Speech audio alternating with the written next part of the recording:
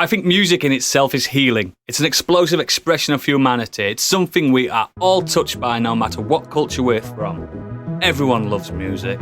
Ladies, gentlemen, and variations thereupon, this is Modern Escapism.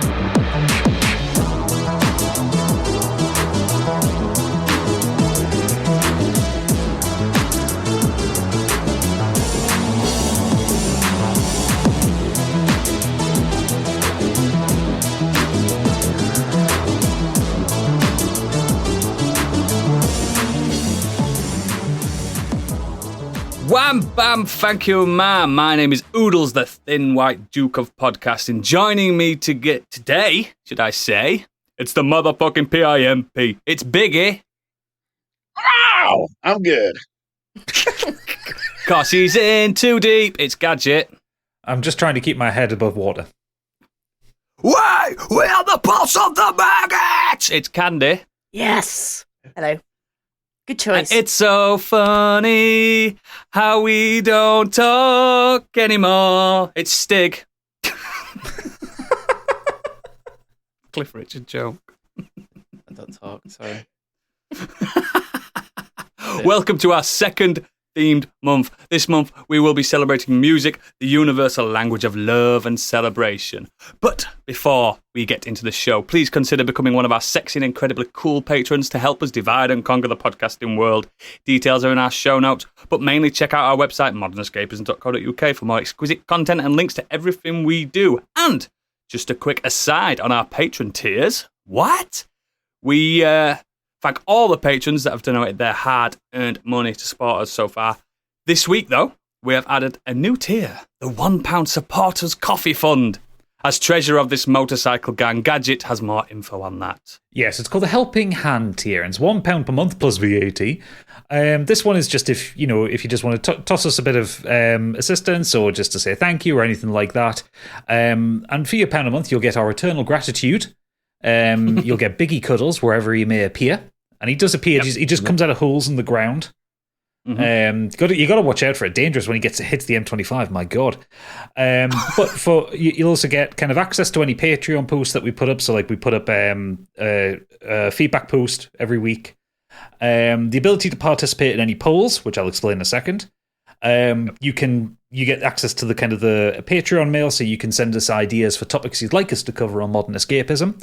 And you also get a link to the submission form where you can submit NPCs and item ideas for Do Dragon Streamers Score Cheap. Wow, for £1? For £1. Plus VAT? Plus VAT. The other thing is we are going to start doing, so we do these theme months, and we pick everything with these themes. What we're going to start doing is, and this applies to all patrons on the Modern Escape East tier and the Biggie Bundle tier, you'll be able to, we're going to put a vote out for the last episode of the month of what you can choose. We'll put 3 or 4 ideas out there, and the patrons get to pick which it is. It's the Patreon's choice. From as little as £1 plus VAT, come on! Again. What are you waiting for? But enough of that boring corporate shilling. It's time for the segment that has taken a life of its own. And now with 30% less Marvel discussion, it's Biggie's breaking news. You may already know, but he doesn't, because it's time for Biggie's breaking news. That's right, old news brought to you first. And football has finally come home. That's right, the Lionesses beat Germany 2-1 in the Euro final 2022. Well done, you girls. Well done, ladies. Sensational. Amazing stuff. And that first goal was insane. Mate, I was shit missing its second half. It's because as an England fan, we're too accustomed to things are going to go wrong. And then Germany score with like 10 minutes to go. And you're like, not things penalties, are going wrong. Penalties. But no, they fucking dug down deep and won. And they won. It's fucking mint.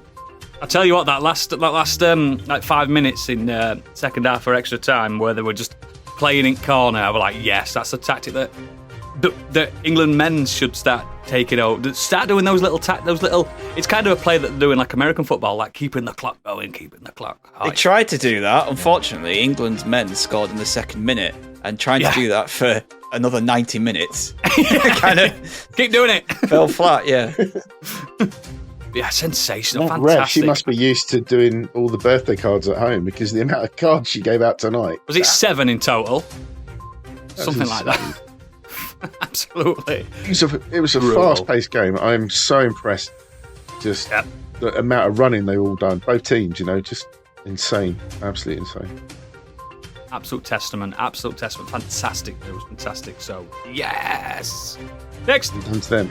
Speaking of the Euros, the UK will be hosting the Eurovision Song Contest next year after organisers decided it could not be held in the winning country, Ukraine, due to obvious ongoing war. The Makes Ole, sense, really. excuse the pronunciation, I think it's Ole Pasuuk, the lead singer of 2022's winners Nailed Kalish it. Orchestra, expressed his gratitude to the UK for holding the event in support of the country. Yeah, we're holding it for them, really, aren't we? I think it's a nice bit of solidarity, really.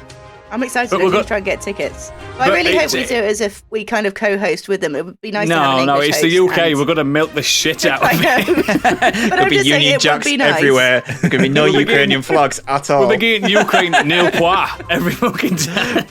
What it'll be is like, it'll start out with a big presentation of Ukraine, and then someone will hit a button, and all the flags will turn to Union Jacks.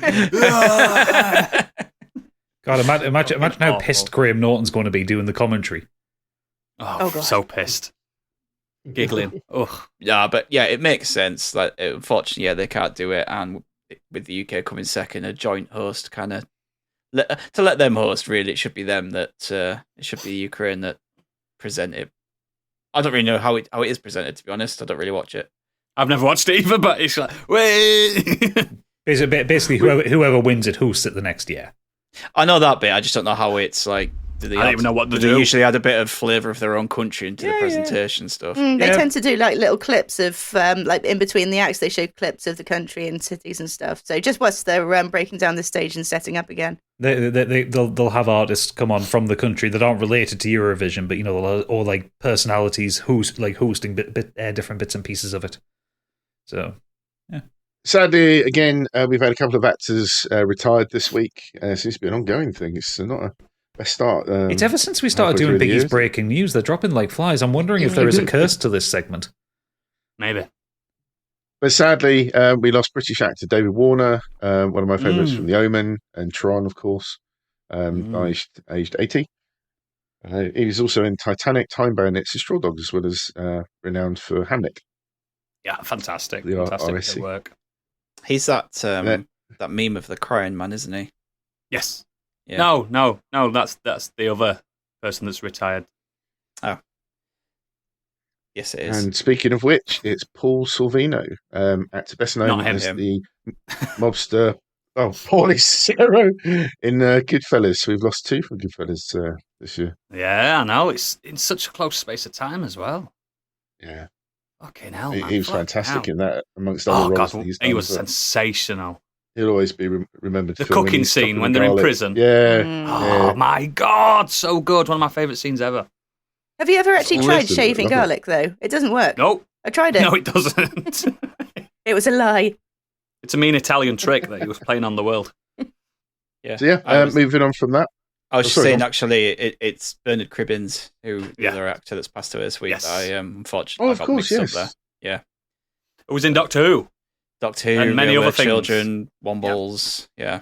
Yeah. Another kind of British Institute as an actor, to be honest. Yeah, fantastic. Yeah. Fantastic. bloke. 93, he passed away. And yes, solidified by the crying meme, which hopefully goes on in his honour. I know no one wants to become a meme forever, but it's a testament, isn't it? In a way.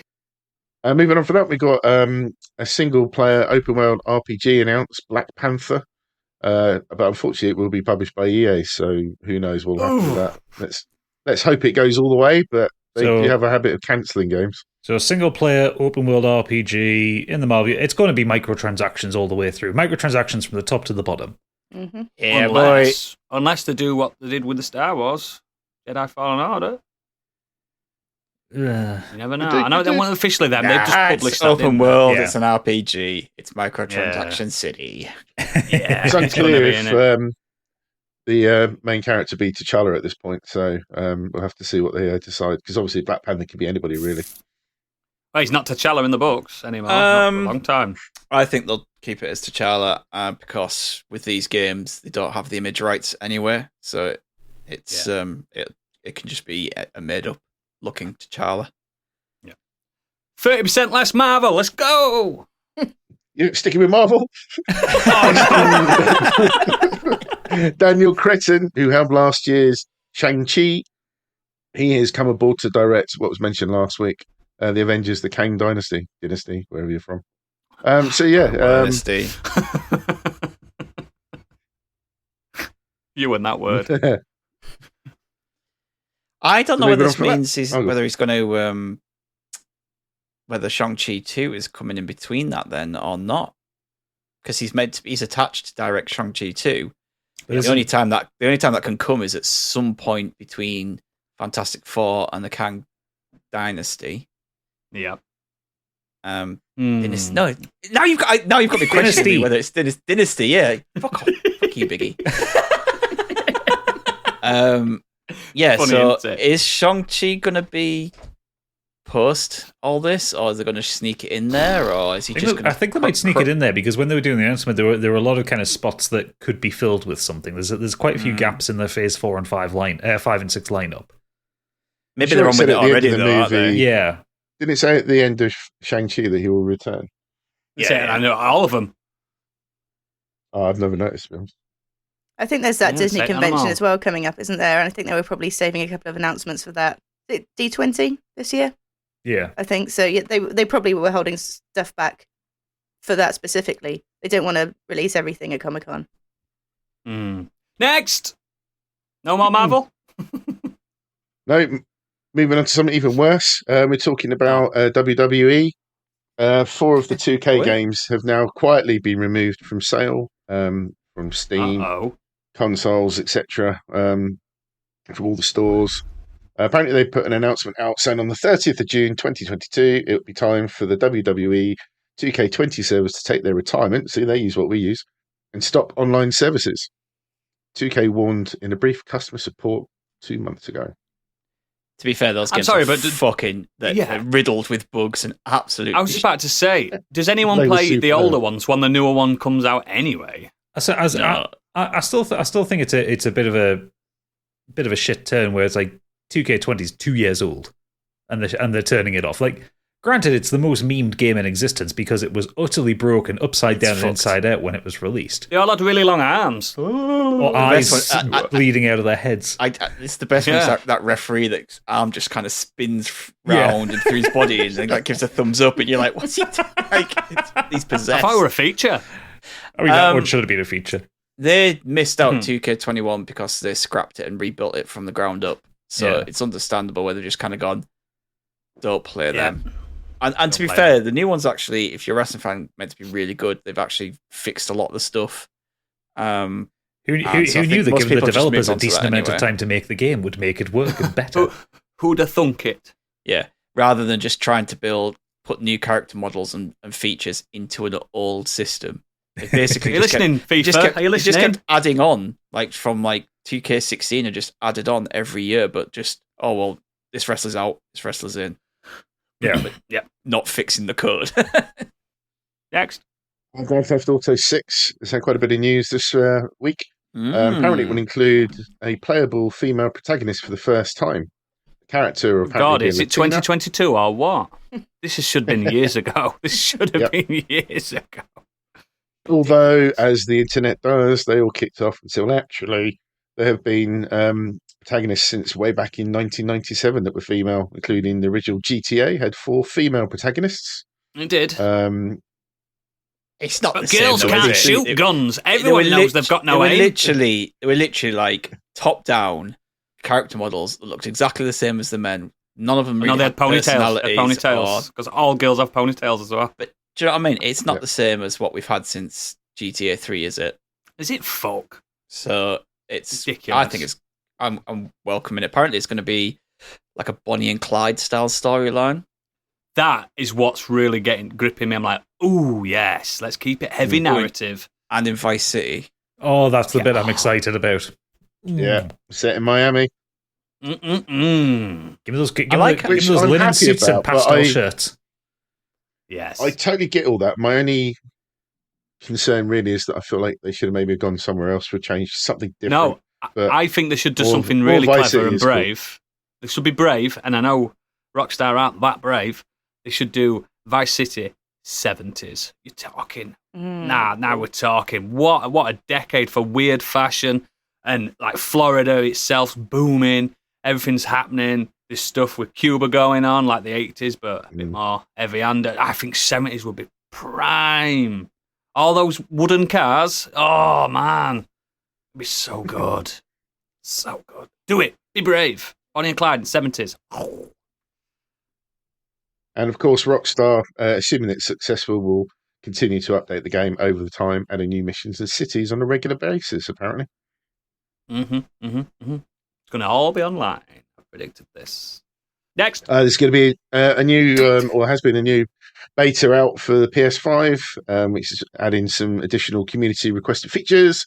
They're rolling out Cheaper games. 1440p support, game lists. I mean, why do they wait so long before they go, yeah, people might want to put things in folders because lots of games. And additional other updates could be coming that way. We had folders on PS4, didn't we? Yeah, like but it took them, 4 again, ages to add years it. into it. Hey, let's not throw stones in glass houses because Nintendo, they haven't changed their UI once. Yes, and you still suckle at their teat. Yes, but look at the themes you've got, the options. You've got white and you've got black. Whoa. And you still say the Switch is your favourite console. It is. It's so good. To be fair, that Switch UI is spot on. Nothing wrong fine, with isn't it. It's Yeah, fine. it's about as good as it needs to be, isn't it? It doesn't need to do anything fancier. Yeah. And speaking of Sony, they've revealed that 79% of all of their PS5, PS4 games were sold digitally. So since their increase for the start of the fiscal year of 2022, 13% boost. So compared to previous years at 71%, then it dropped down to 62%. So although they're still having issues with their forecast of how many consoles they're going to be selling, because they expected to ship something like 18 million by this time this year, and they're still down to about 2.3 million. So obviously the chip Extent made 18 million. supply That's why. issues and eBay scalpers have caused massive issues. Well, the thing is, if the it's consoles out. eBay scalpers, they've still been sold, haven't they? Sony Yeah. have still sold them. Yeah, they it's don't care. It's still a chip issue, and they're also talking about, they haven't unconfirmed that they're raising the price next year as well.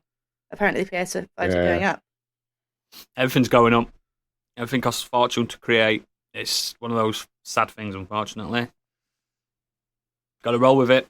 Actually, Yeah, PS5's now. That's the one thing. Apparently- Actually, I forgot to put the news story into the document for you, Biggie. But the Meta Quest 2 is going up in price next month.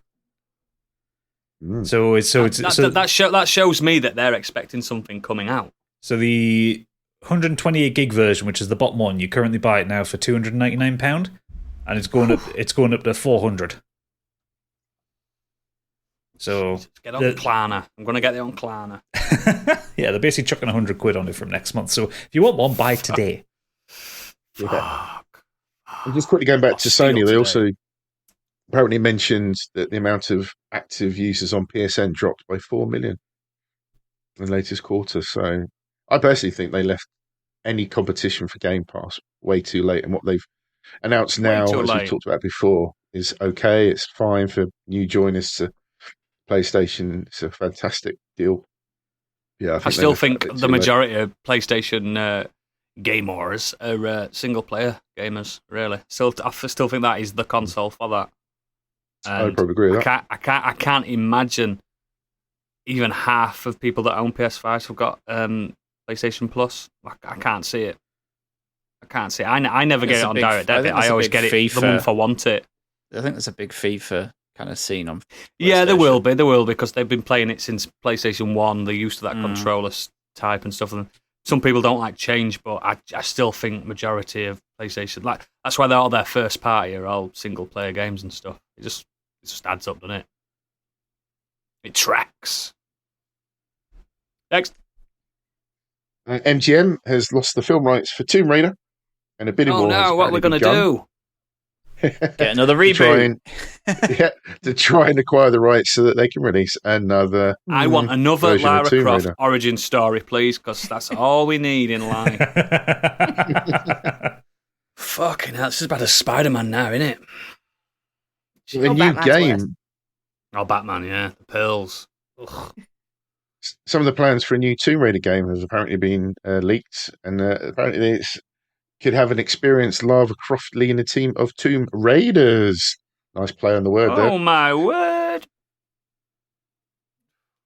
It's just So, I don't know. It's just it's news to me. That's like I'll just Tomb Raider. I like the Tomb Raider games. It's always one of them. I'll just wait for a score, see what it gets. Mm, It's hard to get It's always excited been the by. same. yeah.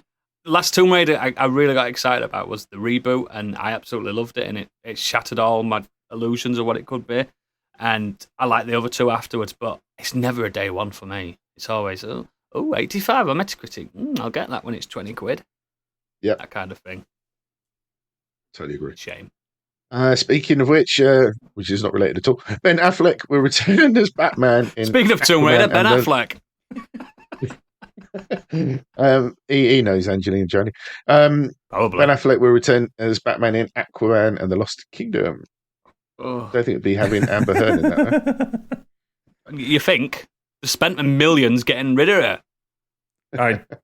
Just why it's flogging a dead horse at this point. The DCE It is is. Mate, pretty Aquaman dead. 2 and Aquaman 2, what am I on about? Aquaman fucking made millions. People fucking loved it. I thought it was bang average. People It's fucking only because of loved Jason. it. Yeah, they Jason don't like Momoa. Aquaman. They like Jason Momoa. Yeah. I get it. That's He's how they a got very me. handsome I man. would say that's why Candy But- spent a mortgage payment going to see it. He is wet all the way through it, and there's big crabs and stuff in it. It's an all right. I didn't get it. I was like, why? It's the same thing I got with Avatar. Why does everyone love this? It makes no sense to my feeble little mind. But here you go. It is what it is. Ben Affleck. Leonardo DiCaprio apparently will star in The Wager for Apple TV, with Martin Scorsese set to direct. So they've obviously worked together before. I'm into it. Follows a trial where a British crew survives shipwreck, and 6 months later, another crew washes ashore and claims they were actually mutineers. I'll kind of watch Intriguing. DiCaprio do anything, really. I think he's one of those leading men that always draws me in. I think he's sensational. But again, some people are like, Leonardo DiCaprio from that Titanic. Fuck off. That's not him anymore. Do you know what I mean? He's It's class. an Oscar winner. It's fucking sensational. For the wrong DiCaprio, film as well. sensational. But never mind. For the wrong This time film, he yeah. survives the shipwreck. Yeah, I'm up for it. It's Scorsese, so it's going to be a nice 4.5 hour film or show. It's going to be a 25-hour show. It's going to be massive. Giving Scorsese, the man that needs an editor, a full show. Fucking hell, it's going to be 94 episodes. Maybe they've just told him it's going to be a film. Yeah, that's it. It's going to be 4 episodes. It's going to be like, good film. Like, it's not a film, Martin. It's not a film. Bless him. Next up, now I don't know how to pronounce this. Is it Zoom? Is it ZAUM? I just realised I don't know how to Zaum. pronounce the developer's name. Zaum. Yeah. Who, of course, the developers behind Disco Elysium, apparently doing a sequel set in Jamrock the- Quarter. They No. ought to do. Fucking hell. The hiring for the next game, the person who tweeted that story as saying, my money's still on a Disco Elysium sequel set in the Jamrock Quarter. They've not confirmed anything, just at the hiring. It'd be nice to see a new IP from them, see if they've got anything else there, see if it's not a one-trick pony. I mean, I'd happily see more Disco Elysium. Yeah, me too. Oh, God, yeah, absolutely. No arguments from me there, but it's nice to see them do a completely different genre, see what they've got under the Yeah, belt. just keep doing that genre. I'm happy with that kind of like CRPG kind of thing, expertly written, right Oh, yeah, takes me on too, politics. But yeah, no, just don't fuck with what they're excellent at. Just like to see different. I wanna art. see- Do you more walk up to ways Gordon which Ramsay they and can say, make. "I'd love you to make me a Big Mac"? He did it. He did that on YouTube once. Remember? And it was shocking. I want to Shocking. see what other ways they can make Harry die. Yeah, that's true. That's true. Either way, I'm excited to whatever they do. I'm there for it. Yeah, absolutely. Next, And finally, On the ball there. A24's I have to remind him every wonderful time. comedy, Everything Everywhere All at Once, has finally cleared a major box office milestone, and it's hit 100 million in global ticket sales. Thoroughly deserved. It's also the first A24 film to do that. It's great that like people are going out the way now to see non-blockbusters. It's like a cinema renaissance, and fucking lovely. It's lovely. Yeah, it's nice to see weird films getting attention. Yeah. I've not seen any like fuss over a film, like a weird indie film, since like Donnie Darko. You know what I mean? On that level, because Donnie Darko was a massive like cultural like zenith at that point. I mean, it came out perfect when it needed to, and this is it's done the exact same thing. Yeah, It's lovely. It was weird the way they released it as well, because it's not like it was released one day and then it was just out for a couple of weeks and then left. They released it in a couple of cinemas for like a day or so, and then took it away again, and then they waited for the reviews to come out. Yep, and then released it again for another week. And I think there might have even been a third wave as well. So they were definitely like dipping their toe in, but I wonder how that affected the profits from it. I think whichever streaming service grabs that first, they'll do big numbers. Big numbers. Cool. That's Is that it me. then, Biggie? Yeah, Excellent, just over excellent. to Candy for the final word on the sport. Oh yeah, big sporting. 10 out of 10 sports this week. Actually, it was 10 out of 10 sports this week, so yeah, I can't even joke about that. Come on, the Lionesses. Yes! Absolutely sensation. Right, let's get on with it. It's Nexus time, and I want to know what Gadget's been doing. What have you been doing? So I have been. I started reading a new book this week, which I'll get into when I finish it. But it's called "Do You Dream of Terror 2?" and it's a science fiction novel by a British author called Temi O. It's fucking brilliant so far. Big recommend. But I'll go into it properly when I've finished it. But I just want to tell people go find this book. The main thing I've been doing is I can't believe it's taken me so long to start playing it, considering I love the original so much. But I've been playing Spider-Man Miles Morales on the PS5. Good game. It's 30% less Marvel. I know. But also kind of 10% more PlayStation, so it averages out. Yeah, let's do it. Yeah, it's just a really fucking good game. Like I loved the. It's brilliant. I loved Insomniac's first stab with like the main game, Spider-Man, on the PS4. I adored that game inside out. I thought it was one of the best superhero games ever made. Kind of gave me the vibes of Spider-Man 2 on the PS2. You know, that's kind of what I wanted from it, and it delivered. And the Miles Morales one is just a little bit more of the same. It's not as long as I think it's a little bit better. I like Miles as a character more than the way that Insomniac did Peter Parker. Yeah, me too. He just seems a bit more earnest and honest about things. But it might be because he's just cool. Yeah, it might be because he's early on in his career, he's learning to be Spider-Man, whereas in like the original game, Peter Parker's like 8 years into being Spider-Man, so he's just kind of gotten used to it. But this tells the story. It's kind of like the first time that Miles has to look after the city without Peter Parker being there, because Peter Parker goes on a Christmas holiday somewhere. So you're on holiday. Yeah, you're looking after New York City by yourself and discover some grand massive conspiracy as the Tinkerer has come to town with the underground gang, and they all have these incredibly overpowered weapons, and you have to just fuck their shit up. All the while there is Roxxon just being a bunch of dicks. I mean, yeah, it's a very unsubtle stab at Exxon, which I'm fine with. But no, it's really good. The lad who plays Miles is absolutely brilliant at playing the role. I'm playing it on the PS5, and I'm using the Performance RT mode for it. The middle one. Yeah, well, so the game doesn't have native 4K. It's checkerboard, so it does like a half-scaled version of 4K. Then it's like a 2K image that it upscales. So I didn't want to go with performance mode because I didn't want the 30 frames a second. The Performance RT mode gives you the ray tracing and it gives you all that stuff at a variable resolution, but it's 60 frames a second, so it looks beautiful and it runs beautifully, and I love it. Yeah.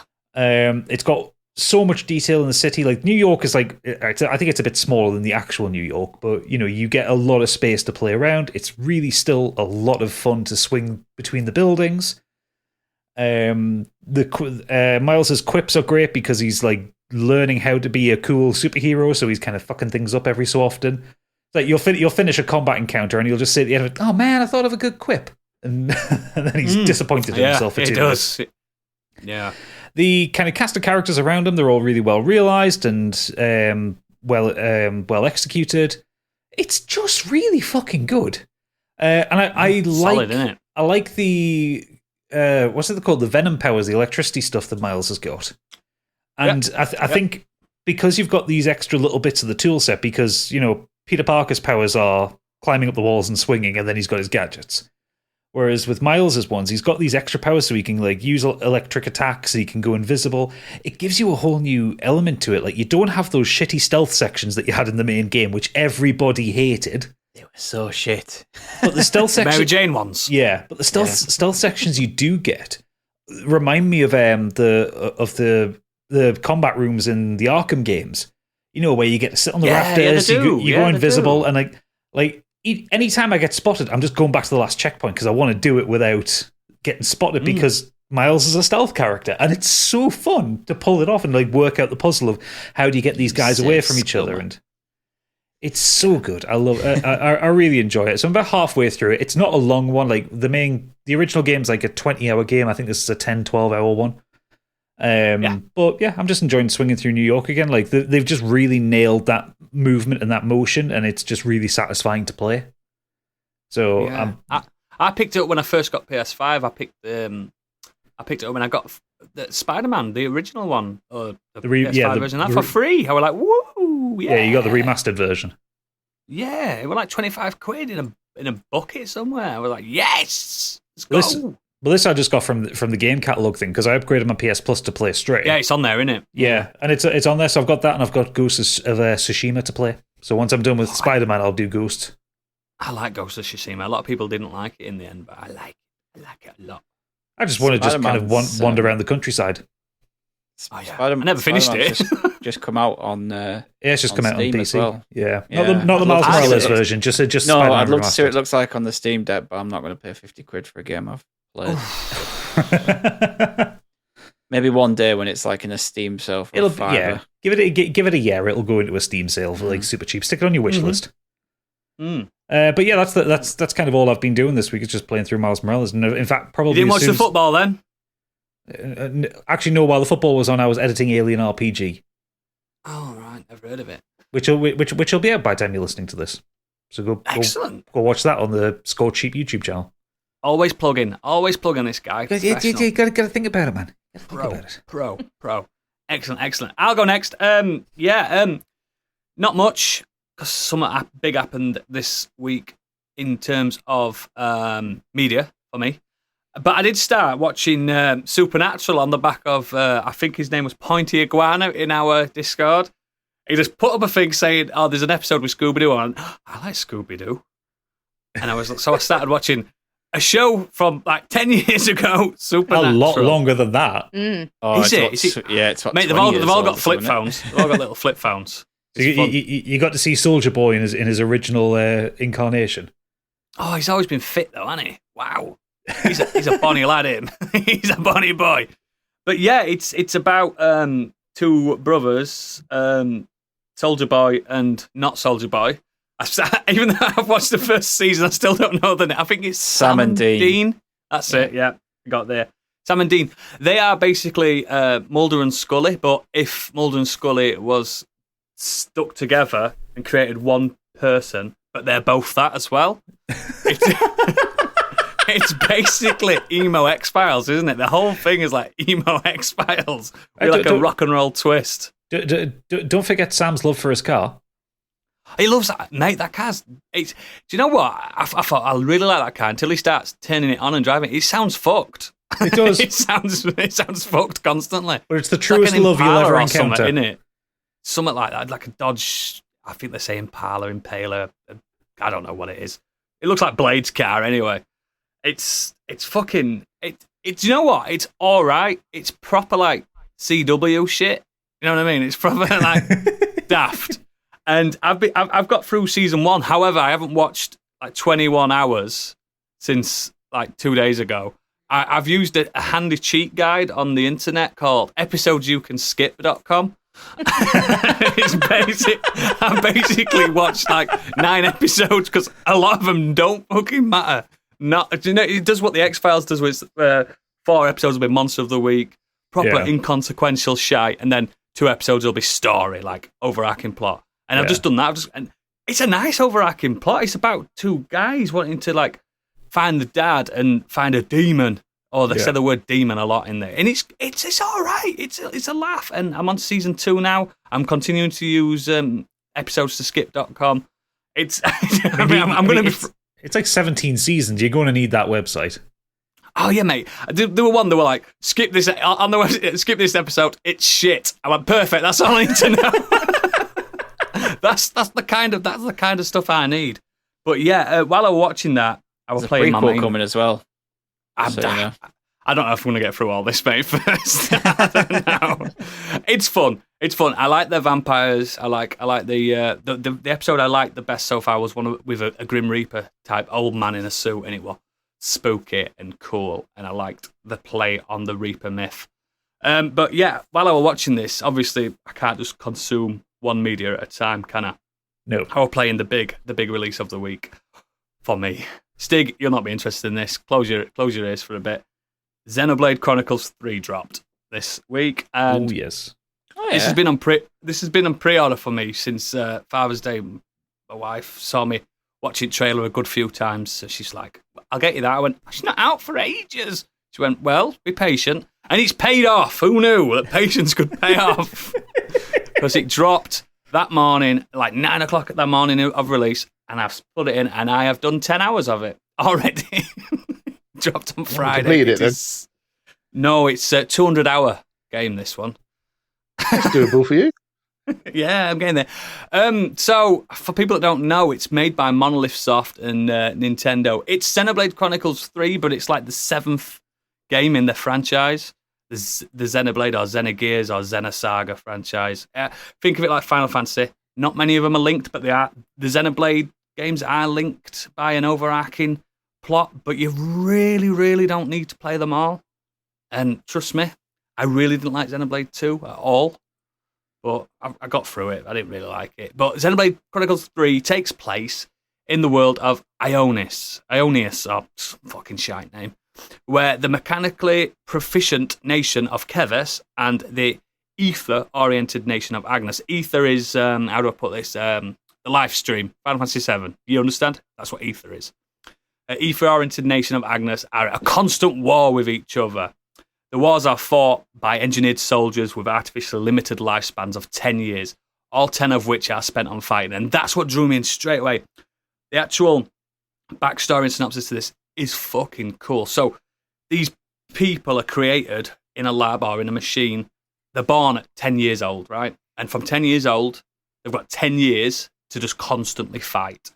That is their job, to fight the other side in a big, massive world. If they die, the other team absorbs their life force to fuel their city, and they're what they call a flame clock. These flame clocks fuel their city. It also keeps them alive. They've got flame clocks in their eyes. I know it sounds stupid, but it's just a metaphysical thing to show that if they don't kill, they die. And it's that constant butting heads, like, we've got to do this, we're bred to do this. We won't. Once they get to 20 years old, if they've done the full 10 years, they get to ascend.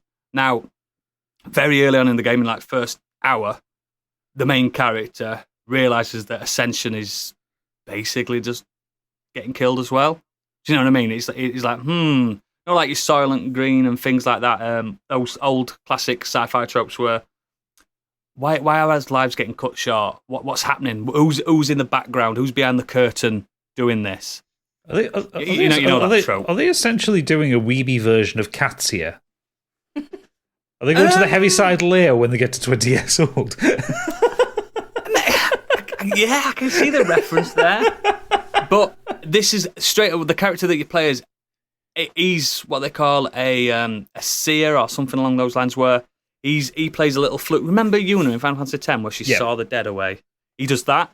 And he's just getting sad and sad and sad. And he's realised, you know what? I'm fucking done with this cycle. This shitty cycle. And he ends up getting his team, because he was born with his friends, obviously they're all the same age. And they become outcasts and they're trying to free the other colonies. And it's proper tropey, but it's proper mature, if you get me, because it's talking about like limited lifespans and stuff like that. And is war the answer? But it's the gameplay that really fucking nails it. Like I shown Gadget some of the clips of the battle system. He remembers the other Xenoblades. They're slow, aren't they? The others, they're really slow. The other ones are really really slow and really plodding. Like they tried to like iterate on that Final Fantasy 12 kind of like active time battle, but you're able to move around the arena thing. But I remember specifically with the first Xenoblade Chronicles with Shulk and the Monado. Monado.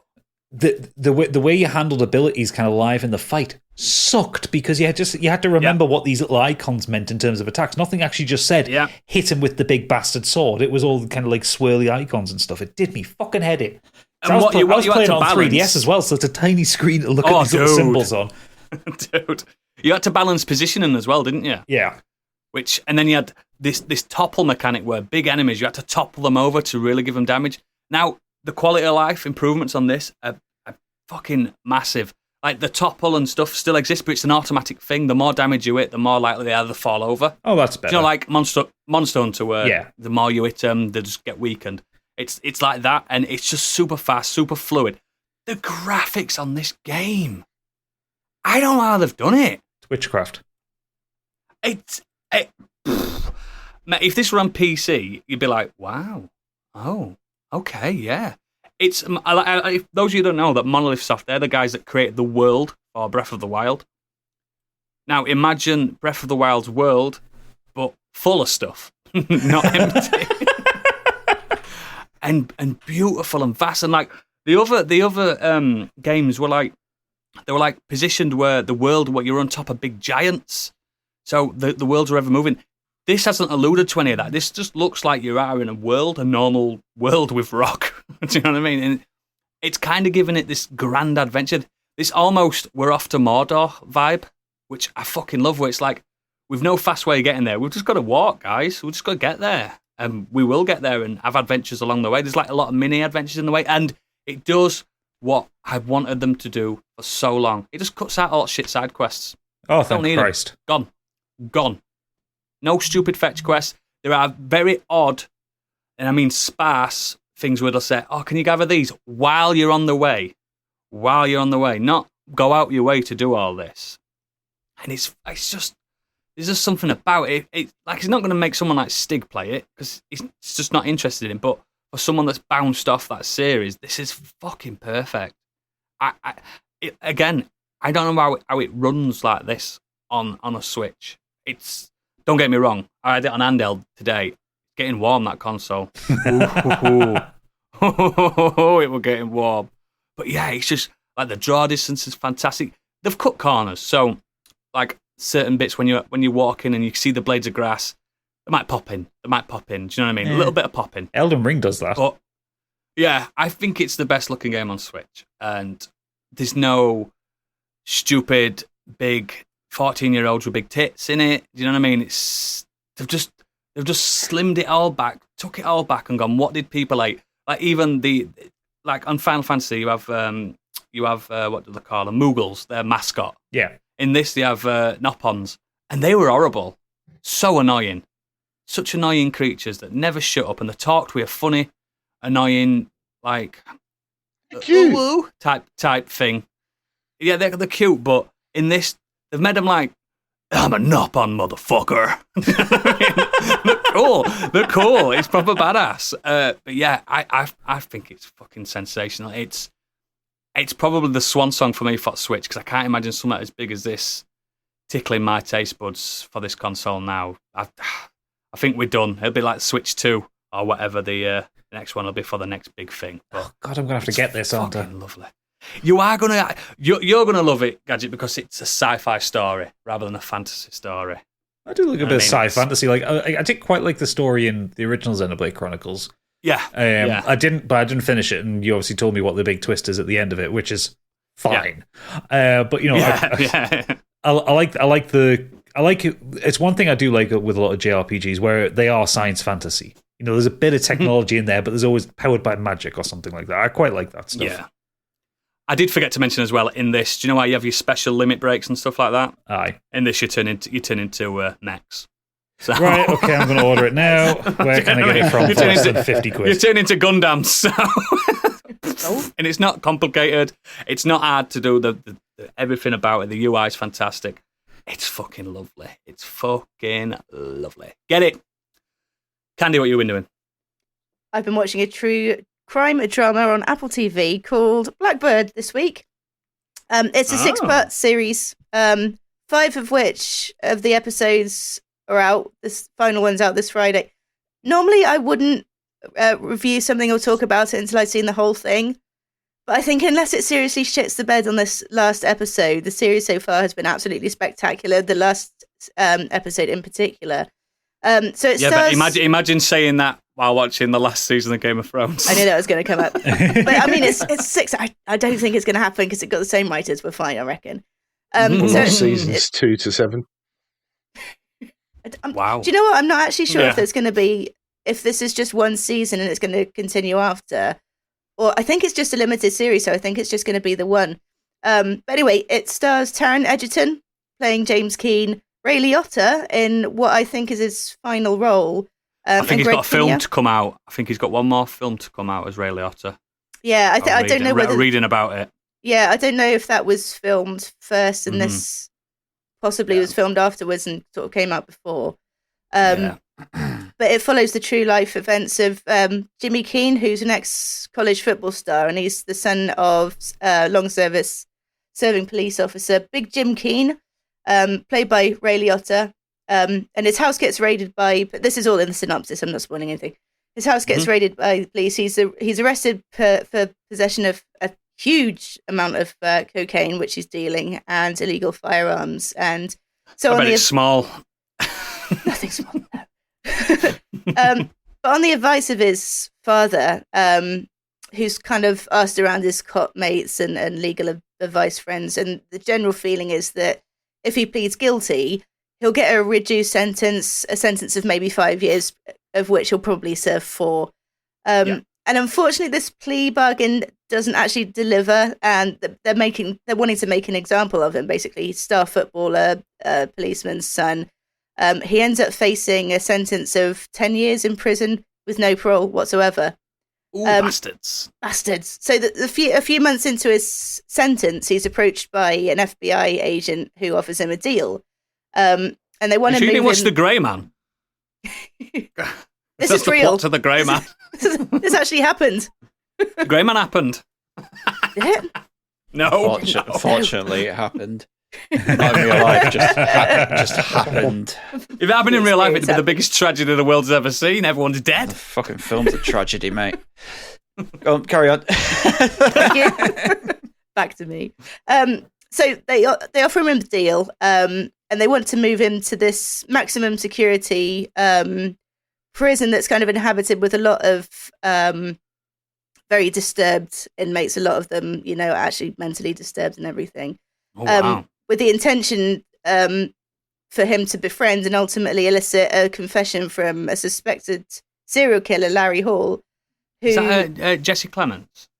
No, I don't think so. I can't remember his name. I've written it down. I think I've seen the trailer of it, and he's a weird guy, isn't he? Really weird looking, and he looks a lot like... Well, obviously, they made him look exactly like how... The big guy, yeah. He's from Jesse Clements. Cobra Kai. That's the guy. Yeah. That is him. It's the guy that falls over a lot. It's a really old guy in Cobra Kai that wants to be part of the... Yeah. Who says, I'm not a nonce. Him. So to basically to cut his sentence short, not only does he need to confess to this murder, but he needs to give them a location of the body as well. They haven't found the body. He's actually currently in prison. He's awaiting a retrial of his case. It's clear he has cognitive deficiencies, and the defense is going to sort of put to the judge that he was actually coerced into making this confession because the officer that interviewed him was quite kind of. They really did push him. He was quite harsh because he really thought that he did it. What a fall guy as well. Potentially, yeah, but the local Cover police, the books. Yeah, I mean, the local police just knew him as a kind of local character kind of thing, and that he had a history of confessing to things that he didn't do, and yet all evidence is pointing to the fact that he actually did do this. Wow. But there's no guessing game to us as the audience. It's made very clear to us that he did in fact commit all these crimes. Yeah. But to the local police, he just came off as a sort of oddball, harmless, you know the type. And there's a lot of true crime dramas that have come out in the last several years, and I can understand a lot of people might be a bit sort of burnt out with them, and it's not really a genre that I usually seek out to watch either. But Taron Egerton and Ray Liotta, they piqued my interest enough to give it a go. And by the end of episode 1, I was just fully invested. This role is so far removed from Rocket Man. You couldn't imagine a more different role for Taron Egerton. He's not playing Elton John in this. Not this time, no. Surprisingly to all. Maybe it would be fun if he did. Though. Oh, it was incredible. I enjoyed that film so much more than I was expecting. But it just shows what a good actor it is, because in this he finds kind of the perfect balance of this kind of charismatic, ego-driven charmer, which is why the FBI agent comes to him in the first place. They want to win him round as a friend kind of thing. And also, he shows the vulnerability of someone who has to listen to all these heinous acts of a monster, yet he still has to keep his composure enough to lead him to believe that they're friends. And he has to keep listening to all these stories, and yet he's still not said what he's done to this final person or where it is. Okay. But Taron Egerton in this is fucking huge. Like, I don't know what James Keane looks like in real life, but obviously he was a football star, so he probably had some kind of real physical presence.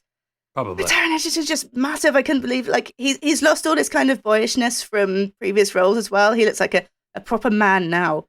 Does he now? Proper man. But, oh, God, proper hot. But, that's not the reason I continue to watch it, I will say. I'm not that shallow. It's Paul Walter Hauser who plays Larry. He's got a good range too. He's kind of just deposing a vulnerable, lovable fool against. There's an actual sort of physical change in his performance while he's recalling these crimes and abuse he's committed. Like his eyes become really focused and intense, and he kind of displays a kind of subtle sexual, without seeing anything specific. He does display like a sexual arousal, and then he'll just suddenly snap back to his previous composure, and it's as if he didn't say it at all. Even to himself, it's as if he didn't say anything. And finally, as well, there's this moving portrayal of a really sad, concerned, and ill father. Like Ray Liotta plays a man who's recently had a stroke, potentially brought about by everything that's happening to his son. And he actually was poorly on set whilst they were filming this. I don't know if he knew that it was going to be his final role, but he's absolutely acting his heart out. He's playing a character unlike anything I've really seen him tackle before. And there's an emotional depth to it that really shone through, and it's a really worthy final performance, if that is his. Ray Liotta was always good at emotion. He was always like fantastic at it. Yeah. And like I said, that really shines through, and it's quite heartbreaking to watch as well, really, sort of knowing posthumously that it is kind of his final performance. But yeah, really recommend it. Like I said, unless the final episode shits the bed, and I'm hoping it won't, really, really good watch. And that's Apple TV as well. So Apple TV are just absolutely on fire at the moment. If you haven't got quality Apple TV, over quantity, innit? Yeah, and there's so many offers out there for. I don't work for Apple, by the way, but there's so many offers out there at the moment. I think even if you were a PlayStation Plus subscriber, they were doing 6 months until recently. Yeah, you'll be able to find an offer somewhere. I got a year with my PlayStation. That was coming to an end, so be wary of that one. Yeah, it might have already ended. You'll find an offer anyway. If you can find an offer, or even if you can't, it's £5 a month. So or if you know someone that works in the Apple Store, they can get it for free. Trust me. Speak to Mr. Apple; he'll sort you out. Sponsor us, Apple. Candy's doing bigging you up here. Yeah. Yeah. Throw us some free codes, you bastards. We'll go to Apple reviews. Yeah, and review this podcast for a chance to. No, I'm not lying. You can't get free Apple TV for reviewing us, but we might give it to you if you review us 5 stars. Is that everything, Gandhi? Is that your? That's just me today. Fantastic. Stig, are you with us? Yes. Excellent. A couple of things this week. First one is Jurassic World Dominion. You loved it, didn't you? Strap on in, folks. Oh, Strap desperate on in. I knew we were going to get this, so it's definitely going on the pod out. This. No, I prefer my other one to It go on is. the pod out, to be honest. They both are. It's shit. It really is. What? It's just Don't bury the lead. It's just like Fallen Kingdom 2.0. It's stupid people doing stupid things. Again, it's a bunch of random set pieces combined with an awful plot that just makes no sense. The nostalgia bit of bringing in back the original 3 doesn't hit at all. Like, at no point, you just like, oh yeah, they're back. You're kind of like, oh, okay. Whatever. Did life ultimately find the way? Technically, yeah, it does actually in this, because dinosaurs roam the world Predicted it, and didn't they start to take over the world. Somehow they manage to travel across the sea. That's the bit that right at the beginning it's like, oh, we know what to do. They swim on the back of other dinosaurs. They're spread across the world. I'm like, how have all these landlocked animals spread across the world? And on an island in the middle of the Pacific Ocean. It just does my head in. Like, because Kate was like, oh, maybe like poachers and people have taken them and released them. I was like, well, but why don't we have many? Why don't we have bears in this country then, or wolves? You know what I mean? Like, what they don't travel from the Americas and Canada and that, do they? Like, we don't have them here. Why would dinosaurs? So that was the first stupid thing that really annoyed me, and it just got more and more stupid. Chris Pratt constantly tries to control dinosaurs with his outstretched arms like it's some kind of superpower. He does it about 5 times in this to different dinosaurs, not just the raptors that he's trained, to huge like Allosaurus-style dinosaurs. He's doing this. I'm like, mate, that's not going to stop them. They're going to eat you. But Yeah. his reasoning for this is, there's going to be a mild spoiler here, is he says it's just a human-animal bond based on mutual respect. That's how he trained the That's how he trained the raptors. So he's a dinosaur whisperer. Yeah, basically. It's fucked up. That's so fucking stupid. So That can't stupid. possibly be true as well. Like, I have trained my cat, and there is absolutely no mutual respect from him. Yeah, but cats have are more not deadly trained than your cat. dinosaurs. You have not trained that cat. Your I cat tried. abuses you on the daily.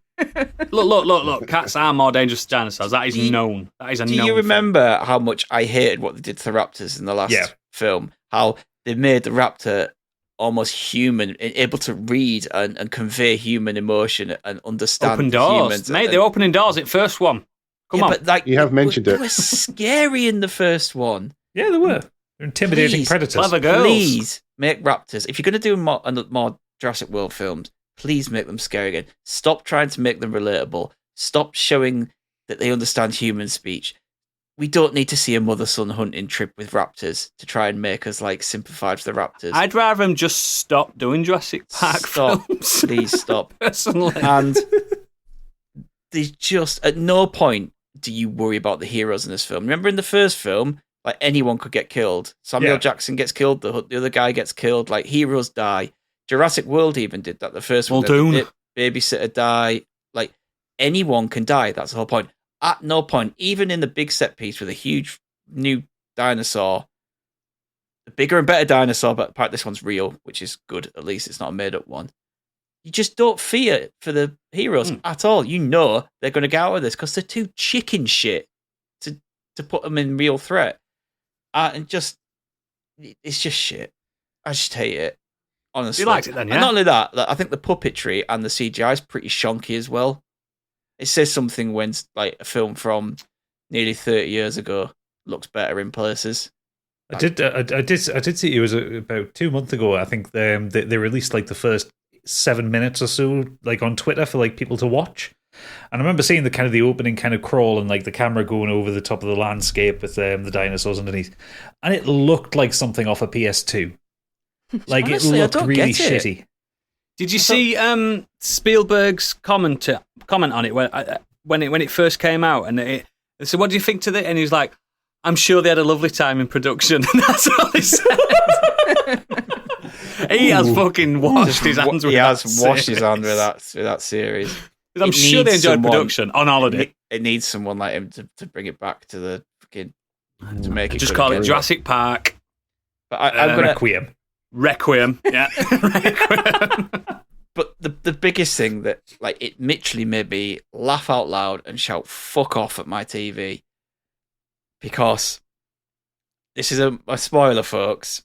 In this film, I don't think we need a warning. I'm not putting the klaxon up. Poachers take Blue's son, daughter, whatever, Blue's baby. The raptor that Chris Pratt has It's got a name. Yeah, it's called Blue because it's got blue back, so it's Blue. You're my boy, anyway, Blue. So he's says to Blue's going mental when he gets taken. He's like, I promise you, I'll get him back. And then Blue runs off. It's like, okay. But right at the end, he gives the dinosaur back, and he looks at Blue, and Blue looks at him, and he gives Blue a little nod, and then Blue looks back at him, and then runs off. There's some kind of connection there. Wouldn't it have been good if Blue went up to him and gave him a little lick up his face? We're almost at that point. I fully expect this raptor to bow and then run off. I'm increasingly hating Chris Pratt as the years go on. He's just so boring now. He's just turned into generic guy. Yeah. That particular setup, were I in control of this runaway budget, massive monster movie kind of thing. She should be. I would have that moment where Chris Pratt's there, he gives Blue the nod, and then Blue eats him. I think that would be the funniest way to end the series. Just then cut to black. Just really fuck over the audience for the last 3 films. Chris Pratt he will not return. I don't know why I watched this. It's I don't know why you watched it. A weird completionist in me that for some reason I have to watch the end of the series. I know, Kurt, before you message me and write in, doesn't mean that I'm going to watch Die Hard 5. We're going to make you do that at some point. Yeah, we are. It depends if we get patrons to subscribe. Yeah, if we get over to £100 on Patreon, I will watch Die Hard 5 with commentary. There you go. On his own, he'll just comment on his own on the whole thing. On his own, a lot of swearing. I just can't. Stop doing it to yourself. Have you got anything else to add? Yes, good. Brian and Charles fucking loved it. Wonderful film. Yes. So this is a film directed by Jim Archer. It stars David Earl. And it's about Brian, who is a bit of a loner. Well, he's not a bit. He's a loner who lives alone in a Welsh valley. He's a introverted oddball. This is Ricky Gervais's mate, isn't it? Yeah, he's in stuff like Derek and things like that. Yeah, Afterlife. Yeah. So he kind of passes his time after he's in a bit of depression, and he passes his time by making inventions, weird inventions that make no sense and don't work, but he just enjoys doing them. So you meet him at the start, it's in a kind of mockumentary style, so he's kind of talking to the camera, and he's just saying, "No, I do this. I collect rubbish. If he sees someone's fly tipped, and he goes through all that trying to find stuff." So has he still got that usual David Earl look? Yeah, it's exactly the same. Yeah, with the glasses and the greasy hair and the beard. Yeah, love him. And he's like, you pick up a space hopper, and he's like, "Oh, I could do something with this," like that kind of thing. And you see him at the beginning. It's in the trailer. He makes, I've made a flying cuckoo clock, so I can fly above the village, and everyone can see what time it is. And this thing's made out of half a bike, a trolley, a grandfather clock, a massive turbo fan on the back. And he's like, "I'm just going to fly over there." And at the next scene, you see he's just on fire, and he's just running around. Yeah, good. And yeah, he's a really lovable, kind of nice character. Won't say boo to a goose at all. And one day, you can tell he's lonely. He just decides he's going to make a robot. So he makes Charles out of an old washing machine, a mannequin head, and all kinds of things. And lo and behold, Charles doesn't come to life, because why would it? Until we have a bit of an electrical storm. Ooh. And all of a sudden, Frankenstein. It's very Frankenstein. Very Frankenstein. Charles comes to life, and Charles Petrescu, actually, that's his full name. That's the name that the robot wants to be called. My name is Charles Petrescu. That's cool. He comes to life, and he has his own personality, and he's fucking amazing. He has this dog-like, like puppy-like wonder and excitement. So when Brian goes out to town and comes back, Charles is like, Brian is home, Brian is home, Brian is home. And if he had a tail, he'd be wagging it. Oh, But he's cool. also he's watching things about the real world, and he's like, I want to go there, I want to experience this, I want to do that. There's a wonder about him, about the world and outside the village. And obviously Brian doesn't want to give him up and doesn't want people to know he exists, because he thinks that if people are they're going to steal him. they'll steal him, because there is a family down the road, scrap merchants, who bully the whole village and steal. And Do you know what? It does seem like a plot to a Wallace and Gromit film. Yeah, it could be, to be honest.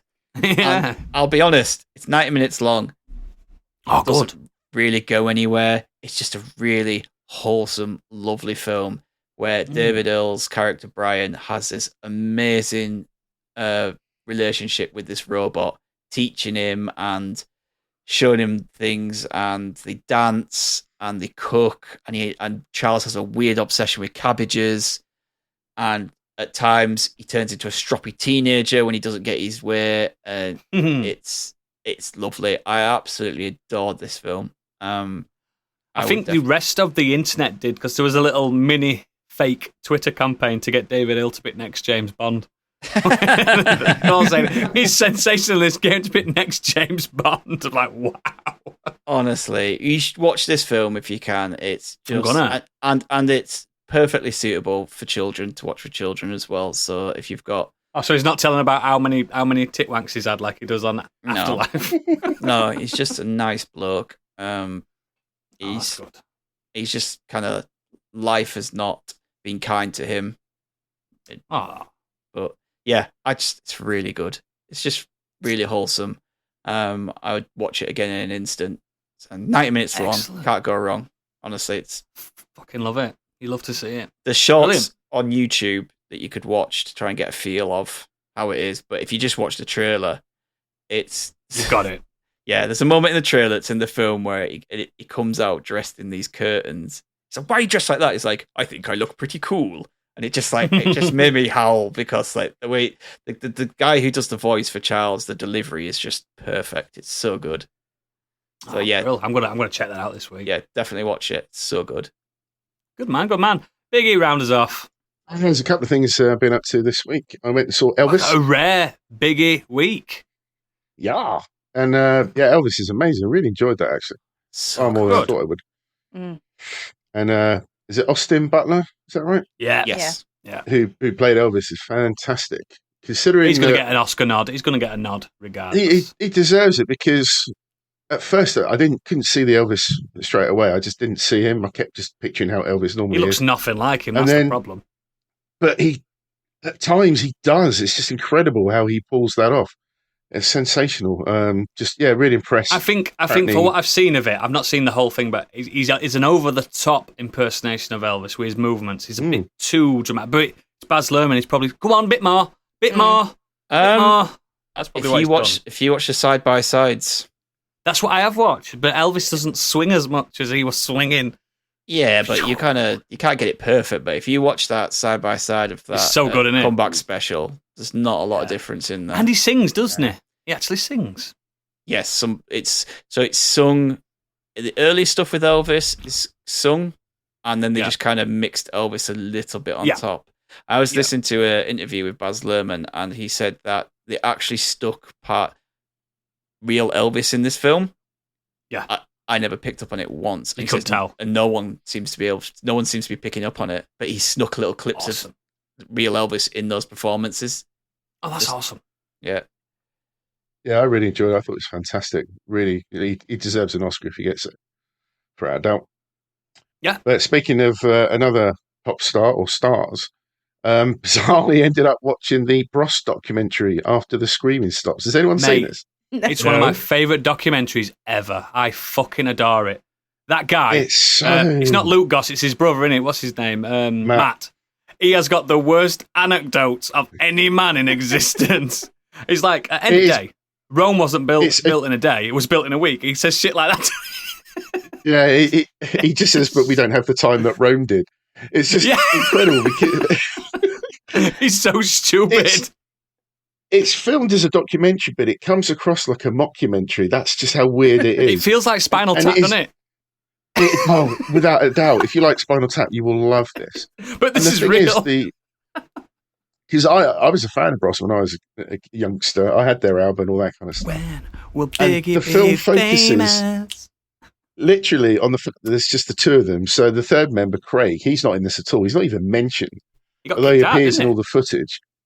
Well, yes and no. They split and went their ways, but apparently they asked him, the BBC, a co-part of this documentary, because it's following them, the two brothers, preparing for a comeback tour, particularly a big gig at the O2. Yeah. And he just said, I'm not interested, but, you got my blessing, sort of go ahead and do it, sort of thing, without him. And yeah, he's just not mentioned at all, apart from in the film footage. But yeah, it's poignant at times. It's some really sad stuff that they talk about and cover it, and it's really heartfelt when you watch it. But yeah, those anecdotes are just... They're unquotable because it's stupid. So I'll just read out a few of them. So this is... here we go. This comes from Matt. So Luke is the more sort of troubled of the two twins. So in a nutshell, they basically... Bros were like one of the biggest bands. They were like Take That sort of height. Then they split up. They announced they were splitting. Luke Goss became an actor, didn't he? Yeah, Luke Goss became the actor, and then Matt went on to appear in Vegas, which is that link with Elvis, bizarrely. He did a lot of shows over in Vegas. But Matt is the one that generally drops these anecdotes, and it's fucking sensational. Here's a few of them. So he talks about what home means to him. He says the letters HOME are so important because they personify the word home. The rules in his home are, I have a rule in my house, you break it, you fix it, but you can break anything you want. He goes to talk about, they have a little trip around their house, and you see a bit of footage. His house is massive, isn't it? That. And then he goes on this weird rant about, please, can we start a petition as Bros for this ridiculous thing where you can't play conkers? You have to wear goggles. This is the biggest problem. You can't play conkers in England. And he turns around to his brother, and his brother just looks and goes, I can live with that. Yeah. He genuinely wanted to do a GoFundMe on, not GoFundMe, a whatever, change.org on conkers. Matt's music and life inspiration. I made a conscious decision because of Stevie Wonder not to be superstitious. Man's a genius. Amazing. It's just, there's so many of those little things just thrown in. It's just fantastic. The outro song, that. But he said on because after when that documentary came out, he was on Good Morning Television or whatever, GMTV or whatever it's called, and he said something like, yeah, people have called me the Confucius of the pop world. I'm like, no, they haven't. No one's called you that. Not one person. He's the proto Jaden Smith. Oh no, he's worse. But there's an innocence to him, isn't there, Biggie? He's just just an old man that doesn't accept that he's an old man. There's a sadness to both of them, and you kind of do love them, don't you? Because you assume that being twins, they're close and everything. Obviously, they were, but actually, they separated, and there's this build up to they have little the words come up on the screen like 20 days before the gig, 7 days before the gig. During all these snippets of footage, they're just trembling, they're fighting, arguing, and you feel so sorry for the band that have been brought together to play all the background instruments, and they're just looking at each other like, oh my god, is this what the fuck are these? Yeah, but yeah, it's amazing. It's just such you can't help but watch it, sort of documentary. That thing he said. He said it on a different interview as well. He's like, the way people describe, there's the Gallagher brothers, there's Simon and Garfunkel, then there's Bros. No one's put them together. No one's ever done it. It's so fucking. I love him. I love them both. I think they're fantastic. Yeah, it's on Netflix. It is gripping in its own weird way, and it just has this really good The Office kind of feel to it. It's so weird, but yeah, that's really, it. He's like really David Brent, isn't he? He is a bit like Really recommend it. It's a lot of fun. But yeah, just very quickly, the other thing I just wanted to cover is I've actually got a game review, a very quick one. No way. It's called Before We Leave. Battlefield. I did get a code. So if you're tired of all the blood, death, gore, and violence found in gaming today, well, fuck no, me neither, because I love that shit. But full disclosure, I got a code for this, and to be honest, this game really isn't for me. But I did want to cover it anyway. So it's a city building game, and it's developed by Balancing Monkey Games, and it was released by Team 17. So basically, the idea is that you rediscover what was lost and nurture your reborn civilization set in a cozy corner of the universe. So they come out of their little vault in the ground. The world has been destroyed by a massive, apocalypse, and they've got to rebuild, basically. And you grow, gather, manage resources to help your settlements, and they're cutely called peeps. Yep. And they look like little wooden figures that are running around the map, and they do their usual thing when they build, soar, and all this kind of thing. You just basically, it's like a resource management game, but there's no enemy, you're not under threat. It's like this chilled, relaxing, can you get these guys to build their settlements, and then finally get to a point where you have like the skill tree that you have to fill up, where you learn new knowledge about how to build, how to repair, how to mine, and then eventually you're going to build space rockets that take you to the next planet, and then you do the same thing again. It's basically along those lines. But yeah, you can relax and expand at your own pace. Not everything will go your way, so you've got to use your wits about researching the solutions. Your peeps have spent several generations underground. They've missed the caress of the sun on the skin and the squelch of soil between their toes. And once they start rebuilding their civilization, you've got to provide shelter, discover ancient technology, and expand the reborn society to other continents and planets.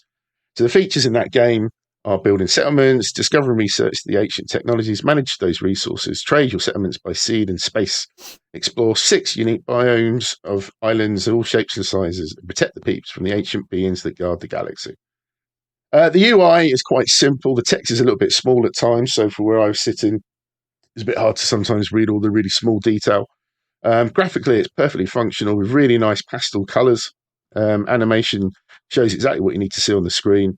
Your little peeps are whizzing around. You can speed the time up as well. So it's really just about taking your own time, but speed it up if you want to get things going. When they're chopping the wood, farming and building, you get this really interesting white noise in the background, and it almost sounds like they've recorded it in a cafe. So you have this little murmur of people chatting and doing stuff, and it's really kind of unusual for a game like this, but I quite liked it. I thought it was really effective. And then when they're obviously doing stuff like sawing, metal clanking, demolition stuff going on, those sounds come in as well.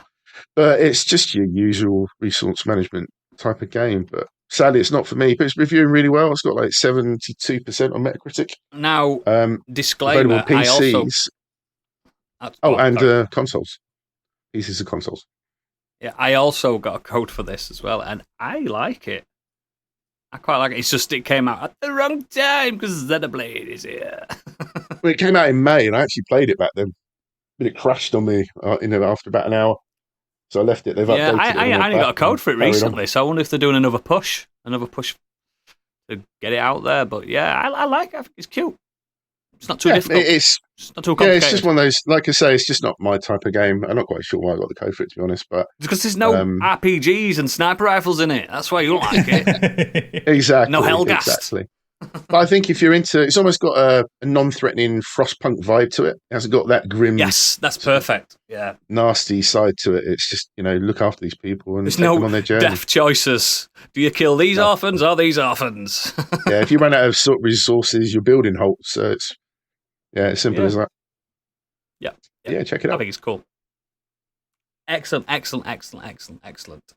Right then, so this main topic is going to be run by Gadget this month because he is the music man. He comes from down your way.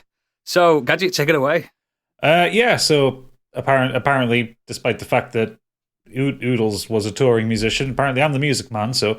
I just wanted to get you involved. Involved, I edit it, man! Anyway, so I'm going to lead this off. So this week we're talking about musical idols. Biggie, have you got the subject right this week? I did have it last week, excuse me. It was just an interesting take on it. And I did cover a hot film. The feedback on your take, mate, was insane. Yeah, it's J-Lo in it this week. It's got a bit. Again. Nimrod agreed with me. Thank you. Yeah, about the film. I did. Yeah, about the film. It's Nimrod. That's what I was talking about. The film. It just also contained J-Lo. It's really important. Yeah. Nothing to do with that orange dress at all. and out of sight. Please So- answer. Shut up. So yes, I'm going to start this one off because I want to talk about a guy whose music I actually don't currently like, but his music was a massive influence on me when I was learning to play the guitar. I want to talk about a fellow who was born Jeffrey Philip Wylant, but everyone will know him more commonly as Zakk Wylde. He is one of the... You would typify him as a guitar legend. Most people will probably know him from his work with Ozzy Osbourne in the late 80s through the 90s, and two of Ozzy's worst albums in the 2000s. Yes. Because Black Rain was really, really bad. Wow. Yeah. But I knew him best for Black Label Society, which is his band, his own band. Yeah. Who are Black Sabbath.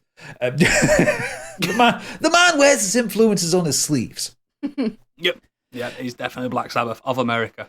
Yeah. So Zakk Wylde, he's been playing in bands since kind of like the mid 80s. He joined Ozzy Osbourne's band as a fresh face. I think he was only 18 when he joined Ozzy's band. It wasn't that long after Randy Rhoads, was it? It was 3 guitarists later, which in Aussie terms is about a week and a half. I'm saying it wasn't that long. He joined for No Rest for the Wicked in 1988. Oh, there you go then. And Randy Rhoads died, I want to say 85?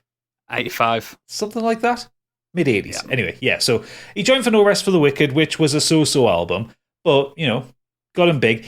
Back then, he hadn't got the biker image that he had now. It was all the kind of the sequins and the 80s hair kind of thing that Ozzy was rocking at the time. I don't know how anyone thought he was the devil man, because he looked like a prat. What, blonde Ozzy Osbourne? Yeah, blonde Ozzy Osbourne in the 80s when it was the cocaine years. Loved it. The album that released, the second studio album that he did with Ozzy, is the one that kind of solidified Zakk Wylde as a guitar hero, because that was No More Tears.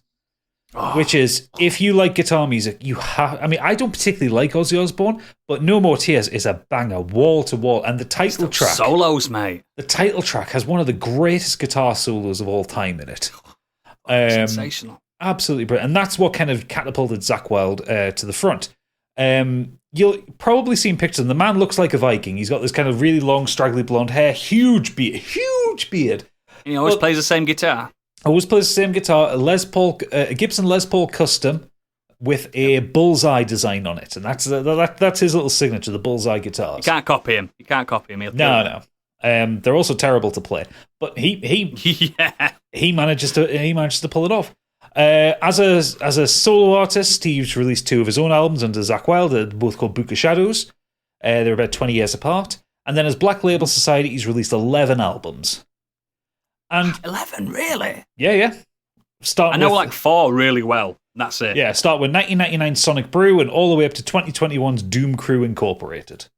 That's mega. I didn't know he'd done that many. Oh yeah, absolutely loads of them. And he had a kind of country style one, which was Pride and Glory, which is a really good album from 1994. Yeah, I remember that. And then he also has a Black Sabbath tribute band that isn't Black Label Society called Zakk Sabbath, which has released 2 albums because he's a dork. But yeah, I love his. He's got a very unique style of playing. A lot of kind of guitar heroes and lead guitarists. They strive that there was a whole thing with the 80s and early 90s where you get people who were influenced by people like Joe Satriani and Steve Vai and Kirk Hammett, where it was all this kind of really fluid, musically legato. So you didn't really hear the sound of the pick a lot. There wasn't a lot of If you're not down picking, you're not doing it right. Yeah, it was very fluid and flowing. Zakk Wylde hits the guitar like it owes him money. Like he has such an angry percussive style. But he plays with speed. Like I know how to play a lot of Zakk Wylde songs because, like I said, I learned how to play based on him.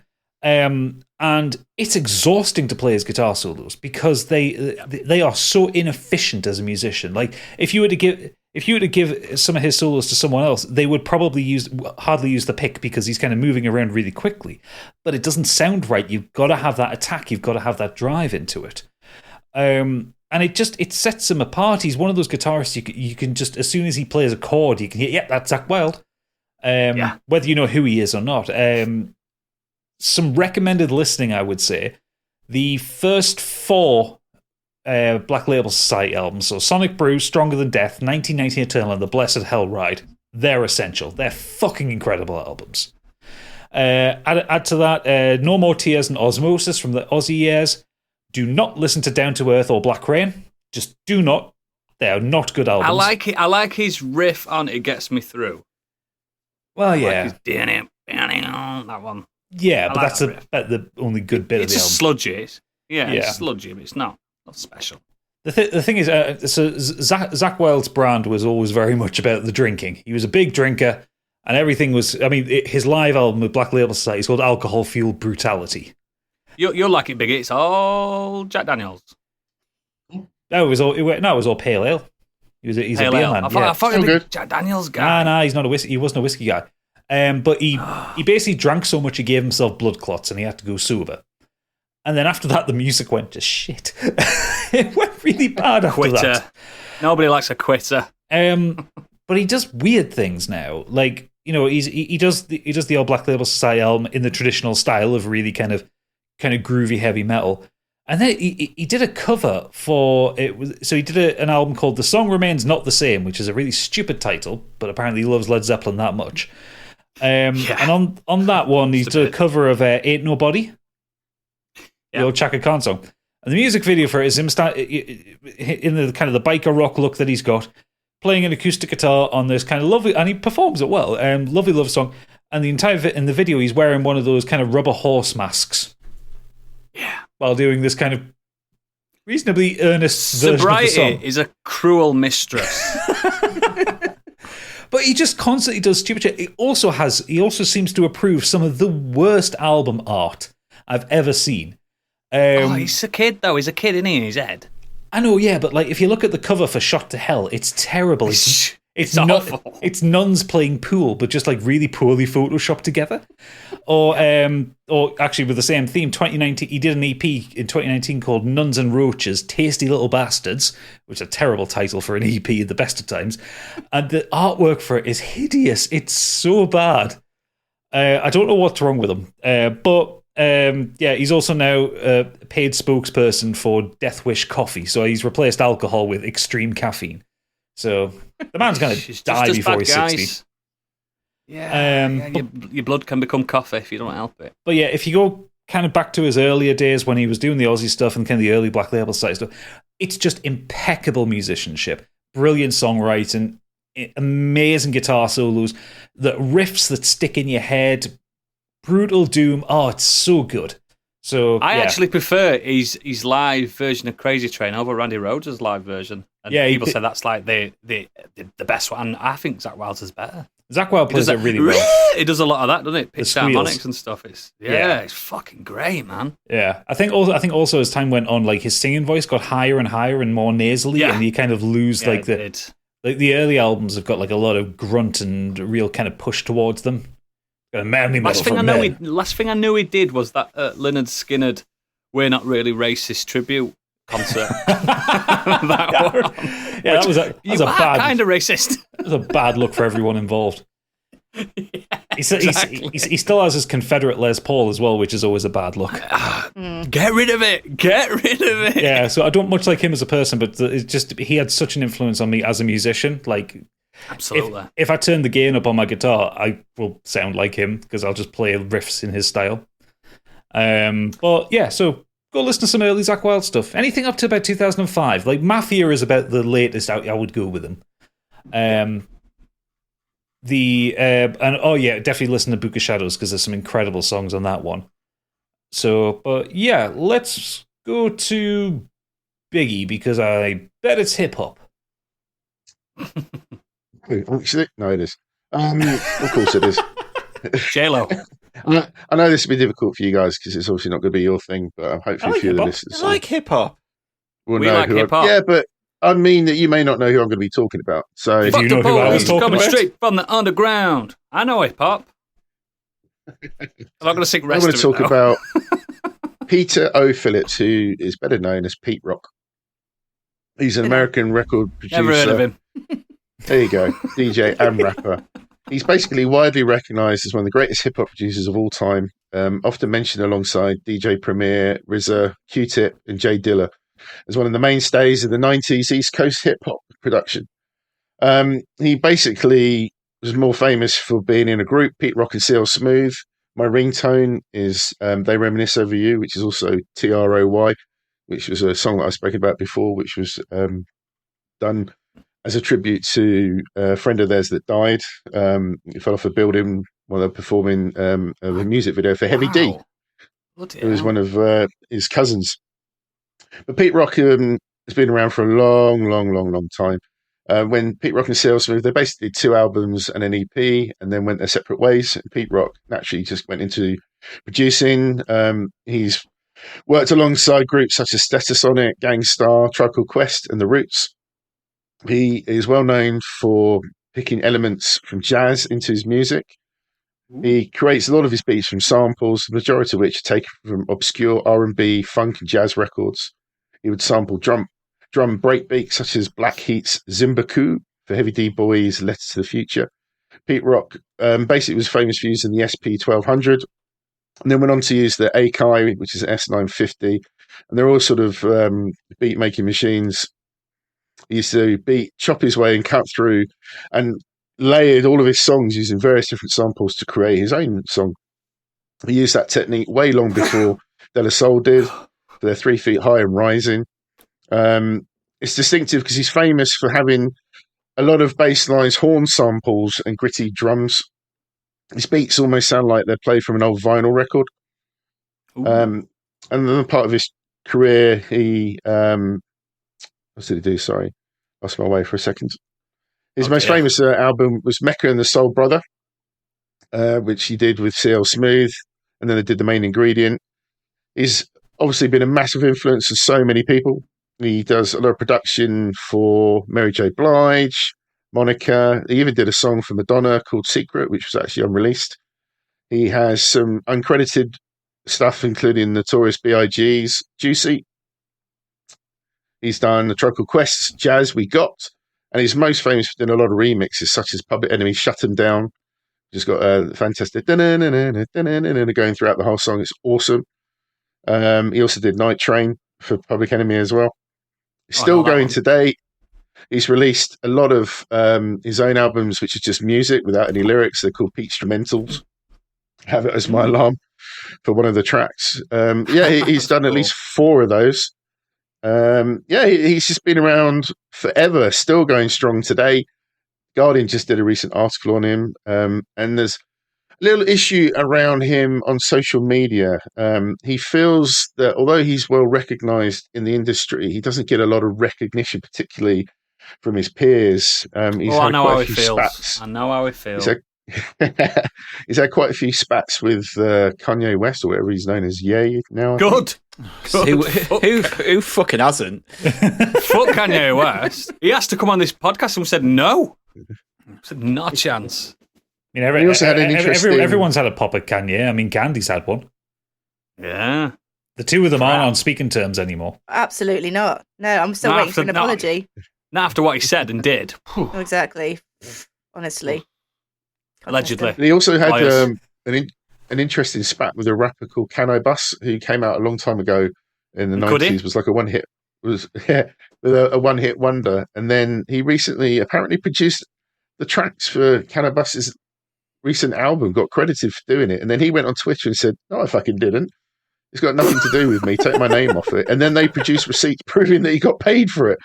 What? And it's just really weird. I love hip hop beef.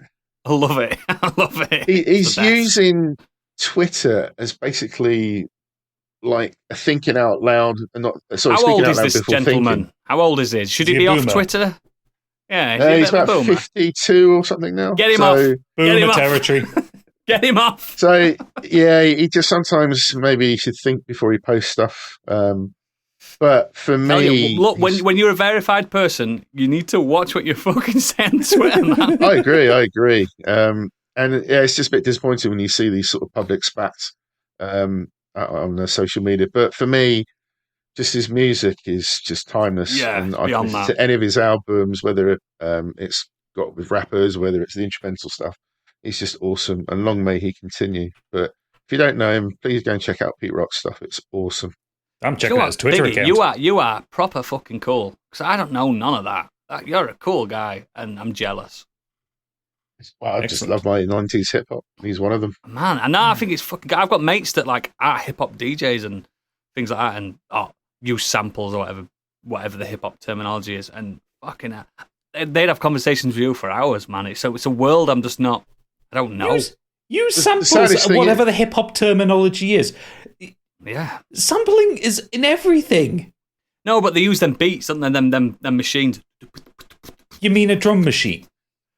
Yeah, the SP 1200 and stuff like that. That's the one. That's the one. Like every band has used a drum machine at some point, even just to punch the beat in for a recording. Yeah, we just use a drummer. But anyone that's a fan of Pete Rock, and particularly Pete Rock and CL Smooth, after they split up, CL Smooth then appeared on a couple of Pete's Soul Survivor albums where he did stuff with Method Man and all sorts of people. So he just collaborated with a lot of people. So CL Smooth came back on, did a couple of tracks, and everyone kept thinking, they're going to get back together. And still to this day, everybody still wants them to get together. But apparently, according to The Guardian, it was an off topic. They weren't allowed to talk about it. Ooh. So I guess their relationship still hasn't healed, which is a real shame, because as great as Pete Rock is and everything that he does, I still love when he was with CL Smooth. And I just think if those two could get back together again, they could release something special. But they're like pros. They have to have that connection. One and all. So, yeah, who knows? We'll have to see. That's awesome. Yeah. Fantastic. Amazing guy. Candy. You got a rich tapestry of music in your life. I truly do. They're wearing black. I don't know what you're on about. Actually, you just alluded to it earlier, and mine is Slipknot and Corey Taylor, the singer in particular.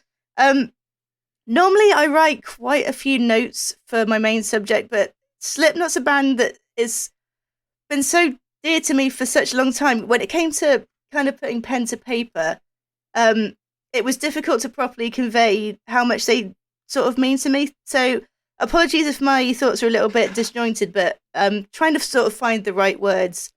But they've been consistently one of my favourite bands from the age of about 14, I think. And they haven't got that many albums out. I think it's possibly about 6 now. It's 6. I think they kind of employ a less is more. And I think it takes a lot of energy out of them as well when they're actually recording, and they go on these huge touring cycles. But they do like year-long tours, don't they? The crazy people. Yeah, and their shows, even now, are so chaotic, and they're so violent, and there's so much like raw energy. And men in the late 40s. Exactly, these lads are in their 40s and early 50s. But I think there's a tendency among music fans and among metal fans in particular to kind of look down on them a bit as if they were kind of like a gimmicky band, because if you don't know, they wear masks, or they certainly did when they still do. Do they? They've taken their masks off now. Just gatekeeping because they got popular amongst people who aren't metalheads as well. That's all it is. They also got popular in kind of 1999 when new metal was kicking off, and everyone like that first. They lumped it in, didn't they? Yeah, the first album, the self-titled one, is a legitimately brilliant piece of composition and music. But everyone's saying, "Oh, these guys are just like Limp Bizkit with masks," and just like imagine. No, you don't put Rollin' next to Spit It Out and say they're the same kind of music. Or Wait and Bleed and fucking take a look around. But I mean, I love that track. Even the of course you do. Even I don't know if you want to call it the first album or the second album, because their first album isn't always counted. It's counted more of a sort of demo, make, kill, feed, repeat. I still love that one as the jazz metal odyssey that it is. It's it's wild. a strange one, but it's raw as fuck, though, isn't it? Yeah, it's undercooked. Because they funded it themselves. It cost them something like $40,000, and they funded it themselves, and it didn't work. And at that point, I don't think they were even wearing masks potentially. And then they almost called it a day after that album. And I think they were just spitballing ideas. It was Corey actually that came up with the idea of coming up with masks and giving themselves. They wear overalls with barcodes, and they all have a name. There's 9 of them, by the way. There's 9, so it's numbers 0 to 8. But yeah, I mean, it was easy to kind of cast them off, like you said, just as a gimmicky band. And in some ways, I think the masks did help, but in some ways, they did hinder them as well. Like I think they would have been taken more seriously as musicians, were they not wearing masks, but at the same time, would they have got, all kind of eyes on them? They did. And they did come out at the right time as well, like you said, on Roadrunner when all these bands were coming out and they got lumped in, but also it was a springboard for them. But yeah, their performances and throughout the career, it has been, they've obviously suffered quite badly mentally, I think. And I don't know if that's a result of the music or if the music is a result of this, but they have a tendency to kind of create, the way I would put it is that they kind of create beauty out of pain. And I know that sounds like a weird thing to say. Again, it's not something you would necessarily associate with Slipknot, but if you listen to songs like Snuff, it's a really melodic, really dark song. And there's several of these throughout their career. And there's usually at least one kind of, I don't want to call it a ballad because it's not, but it's more of an acoustic driven song rather than these like blast beats and everything. Vermilion Part 2, is it? That's the really... Yeah, like Vermilion like and Gently and stuff like that. Yeah. There's a really wonderful acoustic version of Snuff that's just like Corey Taylor by himself with an acoustic guitar. It's stunning. It's incredible. And it's really no nice. It's got a good no voice. surprise. He has. I think it's like there's an actual, like, I want to say he's in the Guinness Book of Records for having the biggest range in metal. I think there's a fact like that. Yeah, he did it on one of them scales. Yeah, that's right. Yeah, he did. He's not been beaten yet. Yeah, But- if you listen to like his Stone Sour stuff, he sings a lot more than he does on that, like Bother. and shows his range a lot more. Like in terms, Yeah, he's of got what a he can great do. range on him. Yeah. Stone Sour's a lot more melodic. I would say Stone Sour's probably more of a heavy rock band, whereas Slipknot It's more radio friendly. They want a bit of and money. then Slipknot's proper metal. And then I don't know his like creative process, whether he writes a song for a band specifically or he just writes a song and it'll be like, what, that's for Stone Sour, or that's definitely a Slipknot song. I reckon And that's there what are it does. Yeah, and there are a couple of crossovers as well. I think there's been some songs that have been demoed by Slipknot and it's been released as a Stone Sour band. But it's no wonder because, again, if you listen to some of the lyrics, it's no wonder that not all of the band members did make it. 2 of them already now have gone. And again, they've taken that and they've put it into their albums. And one of their albums is called, I think it's the Grey Chapter, isn't it? Yeah. And that was purely for Paul Gray, who was sadly the first member who left us. But going back to I've seen Slipknot at every point in their career. Like, I think I was probably 14 or 15 when I first went to see them. And this was when they were still a raw band. They were supporting bands like Slayer. They weren't on main stages. They were on side stages. And it did feel like, they genuinely did feel like a dangerous band to watch. And you just knew that they were just going to explode. Like, They had the most aggressive mosh pits I've ever been in my life. Oh, without a doubt, I would agree with that. Yeah, awesome. That First and wall of Curiously death I was Motley ever in Crue was for me. Slipknot. Oh, they do this wonderful. I'm not built for walls of death, guys. No, I don't anymore. But I do. No one's built for walls of death. That's the point. I do I was remember. right there. I was about 16 and I was going to see Slipknot, and it was in the Birmingham NEC. It was the Disaster Pieces tour. And I remember I'd got a boiler suit for the occasion, and I was wearing skate shoes at the time because that's all we would wear. And I remember duct taping my shoes to my feet just in case they got knocked off. Because that's all you'd fucking see is odd shoes and random feet that would come off and people throwing shoes And back everything. then, unfortunately, they used to pick women up and throw them about.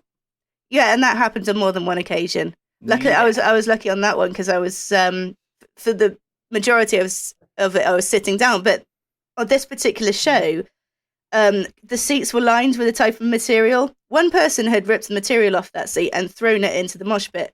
Of course, the entire floor then, it was just like a sea of flying carpet, like flying seat covers. It was incredible. But yeah, going back to it, seen them every point of their career. I've seen every album tour they've done. I've been in the mosh pit. I've been at the sides. One of the last shows that I've seen of them, I took my friend's 10-year-old lad, and I was still on the parent wall in the end because I took him down to the front, and it's what was it? I can't remember what tour it was. It wasn't the most recent. It was the one before, but they were using a lot of pyrotechnics and everything. And to a 10-year-old boy, there's a lot going on to watch. So he had a bit of a moment. I took him to the parent wall. I was like, this is what my life has become now. But there's something for everyone, you know. If you're at the back, you can see it. You can see what's going on. It's perfect. But I've seen them grow as a band, and I've seen them overcome member losses, and the way that they've released consistently good albums. Like there's been slightly weaker albums, there's been slightly stronger albums, but all of them are consistently good. And that's one of the few bands that I think I can say for such a long amount of time that they just haven't really gone off for me. But Corey himself, the singer, is the most down-to-earth, humble, and really highly intelligent person. If you ever see him being interviewed, you'll know this. In several situations, he will talk. He's able to command a crowd of thousands and thousands, but he's also able to talk to people on a one-to-one level and be engaged and keep their interest and talk eloquently. He's the author of, I think, probably it's 4 books now. He's done an autobiography. He's done, I think, several autobiographies. He's done a book about the paranormal and a couple of other ones. They're on Audible, actually. He reads them himself. Done a Christmas song? Probably. That'd be good. Oh, wait, he has done a Christmas song. He has. Do they know it's Corey? No. Oh, trust me. If you've not heard it. It's just called Xmas, and it's just a stupid punk song. Yeah, it's good. I'm sure I would have heard it. But in his own life, you know, he's been through abuse himself as a child at the hands of a neighbour. Unfortunately, he's battled several mental health issues and addictions, a couple of suicide attempts as well, unfortunately. But I think that's kind of a bit of a curse when you're that intelligent. You do find it hard, I think, to connect to people. I think maybe that is part of the problem sometimes. I know I suffer with that, being so intelligent. With the world. That's what's a lot of very intelligent people that get alienated and like they get frustrated that people don't understand what they're thinking and what they're wanting and stuff. And you see it all the time, especially really, really talented minds as well. It's one of those curses that come with talent. Exactly. And of course it's exacerbated by being on tour and being surrounded by drugs and everything. Yeah. But completely sober now. I think he's been sober for quite a while. He's had periods of being sober on and off in his career. It's so trendy being sober nowadays, isn't it? So trendy. It's a bunch of saddos. But he's just funny as fuck as well. Like if you see him being interviewed, he will just crack a joke and he'll tell. He's a real good storyteller. He'll crack all these anecdotes and he'll take you on a journey. I remember, and this is going to be a bit of a name-dropping moment, but I got the opportunity to be backstage at Download, and I think it was 2005. It was me and a good friend of mine, and we had no business being backstage. We got there purely by chance, and we got talking to him. He approached us, didn't know us, just started chatting, and throughout the weekend, he would, he'd come up to us and have a chat and say good morning, and it was as if he'd known us for 10 years. He was that humble, that down to earth. And it was, he was actually listening to us. He was paying attention. He actually cared what we had to say. And he had no reason to. We were a couple of 20-year-old girls that, looked like groupies. But at no point ever did he talk down to us or act as if we were on a separate level. He was a really nice guy. Again, huge geek as well, which we like on the show. He did a couple of the voices for Doctor Who. Yeah, he did some of the aliens. And as I said earlier, he's got the greatest singing range in metal. And I just really love Slipknot. I love him. I know it's easy to take the piss, but I think a lot of that hate is not, it's not been earned. I was still do the lucky mask enough to meet. Yeah, they do. Yeah. Yeah, they used to disguise their identities completely. After a couple of albums, especially when Stone Sour came out, Corey took his mask off, and then throughout the years, they've all kind of eventually just taken their masks off. But yeah, I was lucky enough to meet Sean, Clown, at a gig, at a tour, and he was nice as well. Massive, but nice. Massive but nice, and also quite scary. It was a sweetheart. I didn't know it was him at first. Someone told me it was him. I think he I was didn't one of know the it was last people to. He was one of the last ones to take his mask off. Someone and said, he's "Do you not- know him there? Sat down. That's clown." I went, "Fuck off." Some of them What? actually look like their masks as well. Joey looked a lot like his mask, and Mick as well. The big guy with the sort of. Joey metal wasn't mask. big. No, he was not at all. And then Mick looks exactly like his mask. Right, well, you take when Mick's mask off and you've just got beard. Another mask. Yeah, basically. Yeah. Mask When you just inception. said about clown being scary, it reminds me of a video my friend put up when he saw Slipknot live, and obviously for Spit It Out, and when everyone gets down on the ground, Yeah. Oh yeah. and he came into the crowd, and he's wandering around, and he's just With his kind of baseball bat. and he's wandering around with his bat, and people who because there's always some that don't get down. Yeah. He's wandering around his head going, "Get the fuck down, you get the fuck Yeah. down now!" And then when Corey shouts, "Get the fuck up," Clown just fucking pelts it through the crowd. Security guards like trying to keep up with him behind him. Yeah. He just pelts it through the crowd back to the stage. It's so good. But That's what I was going to mention, actually, the whole jump the fuck up thing, because they still do that even now. And it's funny, like when I first started to go see them, jumping the fuck up was not a problem.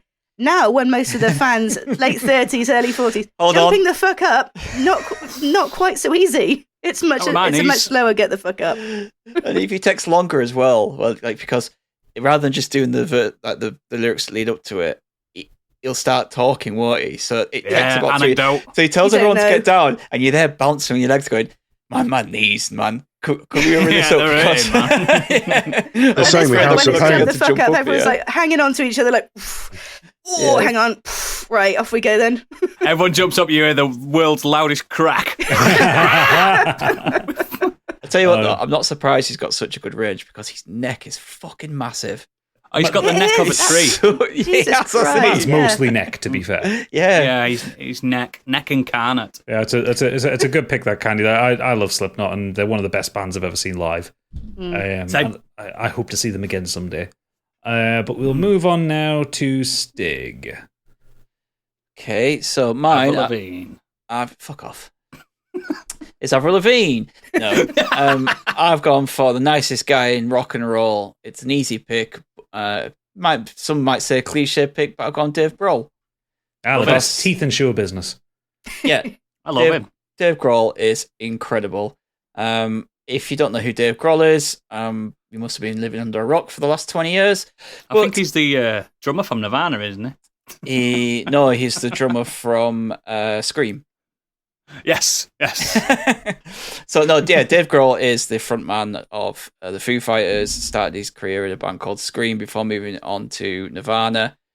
And I just kind of have so much respect for the man after what happened with Kurt Cobain and Nirvana to God, imagine. pick himself up from that, and within a year kind of just focus on his work and record a full album by himself. He recorded the first full Foo Fighters album. We mentioned this before, but he played all the instruments, sang it all himself, bar Mixed one it, song where someone did the guitar in. But yeah, he just produced it all and did it all himself. And from there, he's just gone up and up and up and up in the world. And he's taken that tragedy and kind of run with it and become one of the biggest and most successful rock bands of all time. And on the way has produced absolutely incredible songs and moments and tours. And I just think that the guy he's such a good frontman. And to go from a drumming role and then to put yourself front and center, to changing the instrument you're playing, to be the vocals, to push yourself away from the type of music that Nirvana were, to not be it's not a bad thing to be associated with Nirvana, but to not just be, that's the ex-Nirvana drummer. He also saw the grunge scene dying. He wasn't copying Nirvana. He didn't jump out Nirvana and do a Nirvana-style album. I think even to this day, the Foo Fighters have never covered a Nirvana song, and that was one thing when he created Foo Fighters. Is like, I'm never going to do a Nirvana song live, never ever. This is a completely different band, and I think that stayed. Yeah. It's as much as people are like going to say, I'd love for him to do that. I'd love for him to do that. It's Foo Fighters is its own thing. It's a completely separate thing that he just took and rolled with and made bigger and added members to the band. And I love Foo Fighters. They're one of my favorite bands of all time. I've seen them 5 times. Every single time, he is just a ball of energy, and just holds the like you'd said with Corey Taylor, just holds the crowd in the palm of his hand, and everyone is focused on him and listening to him when he has something to say.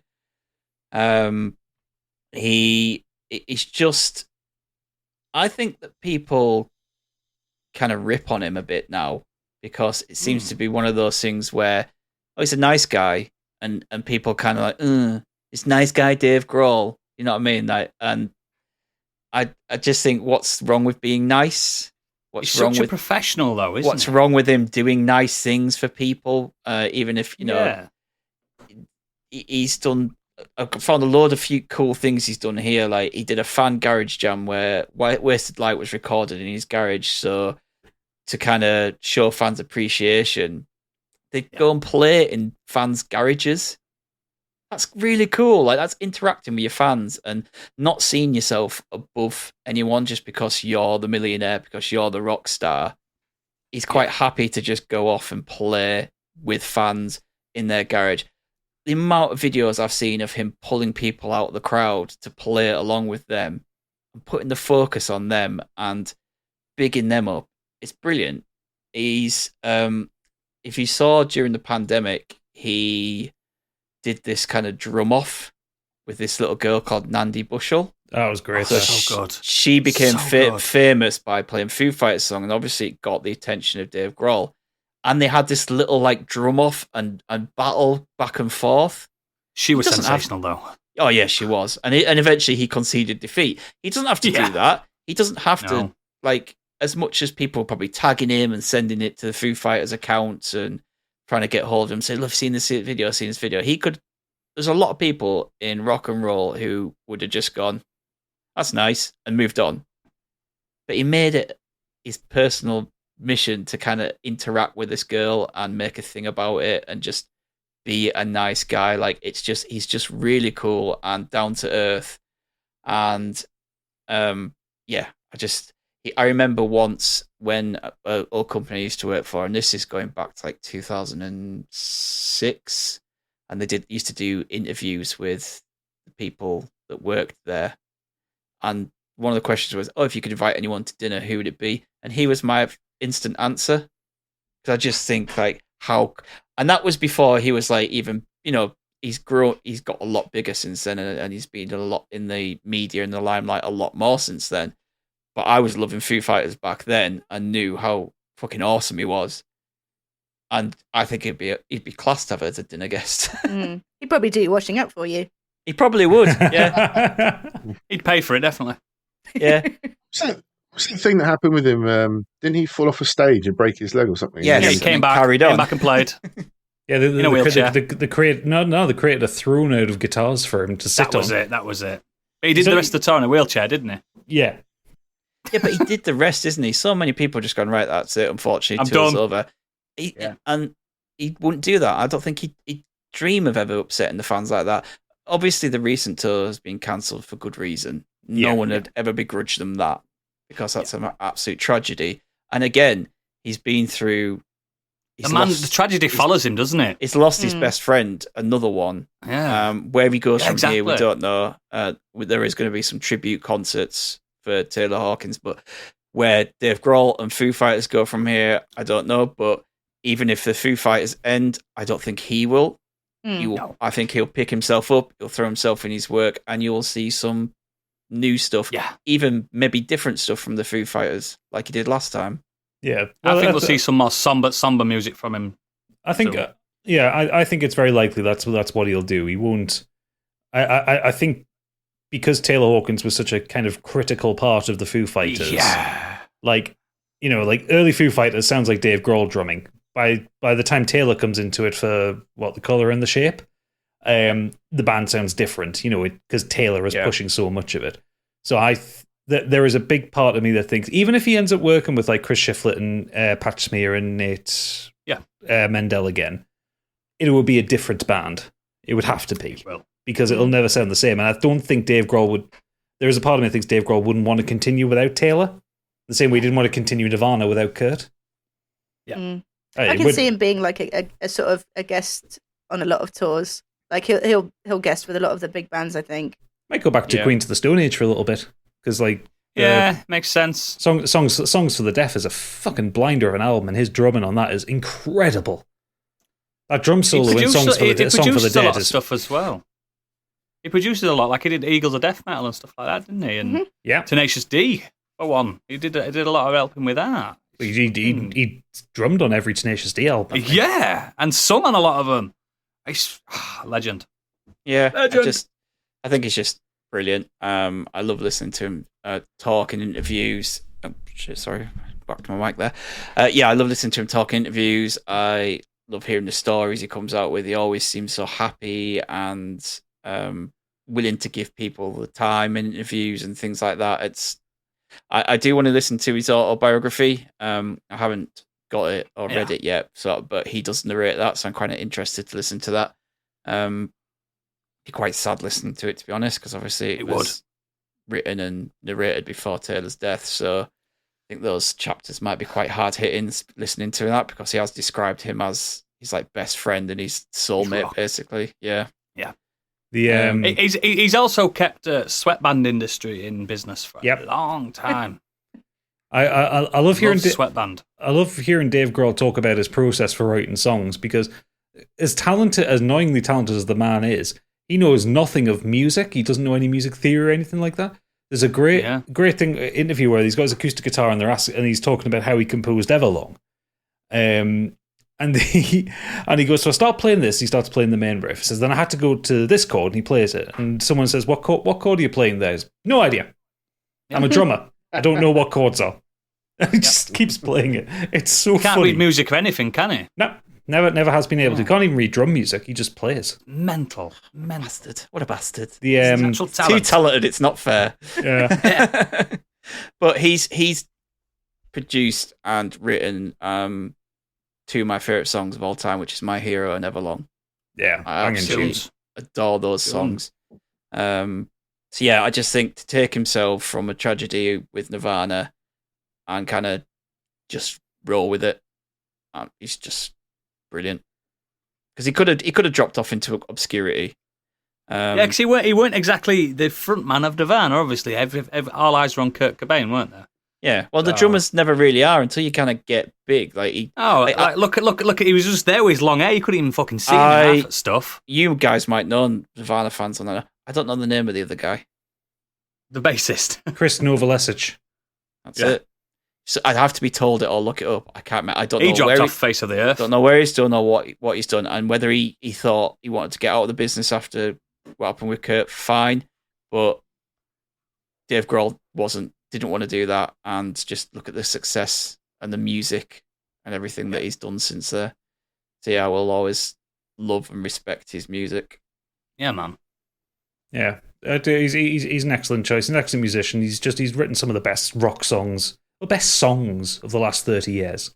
Yeah. So also, like seeing him on tour, like when the first one, the All My Life, where it's just like, and the crowd are like, it's building, and then it hits, and everyone just goes nuts. It was his breath control on is it Monkey Wrench? Where he does that big thing. Fuck me!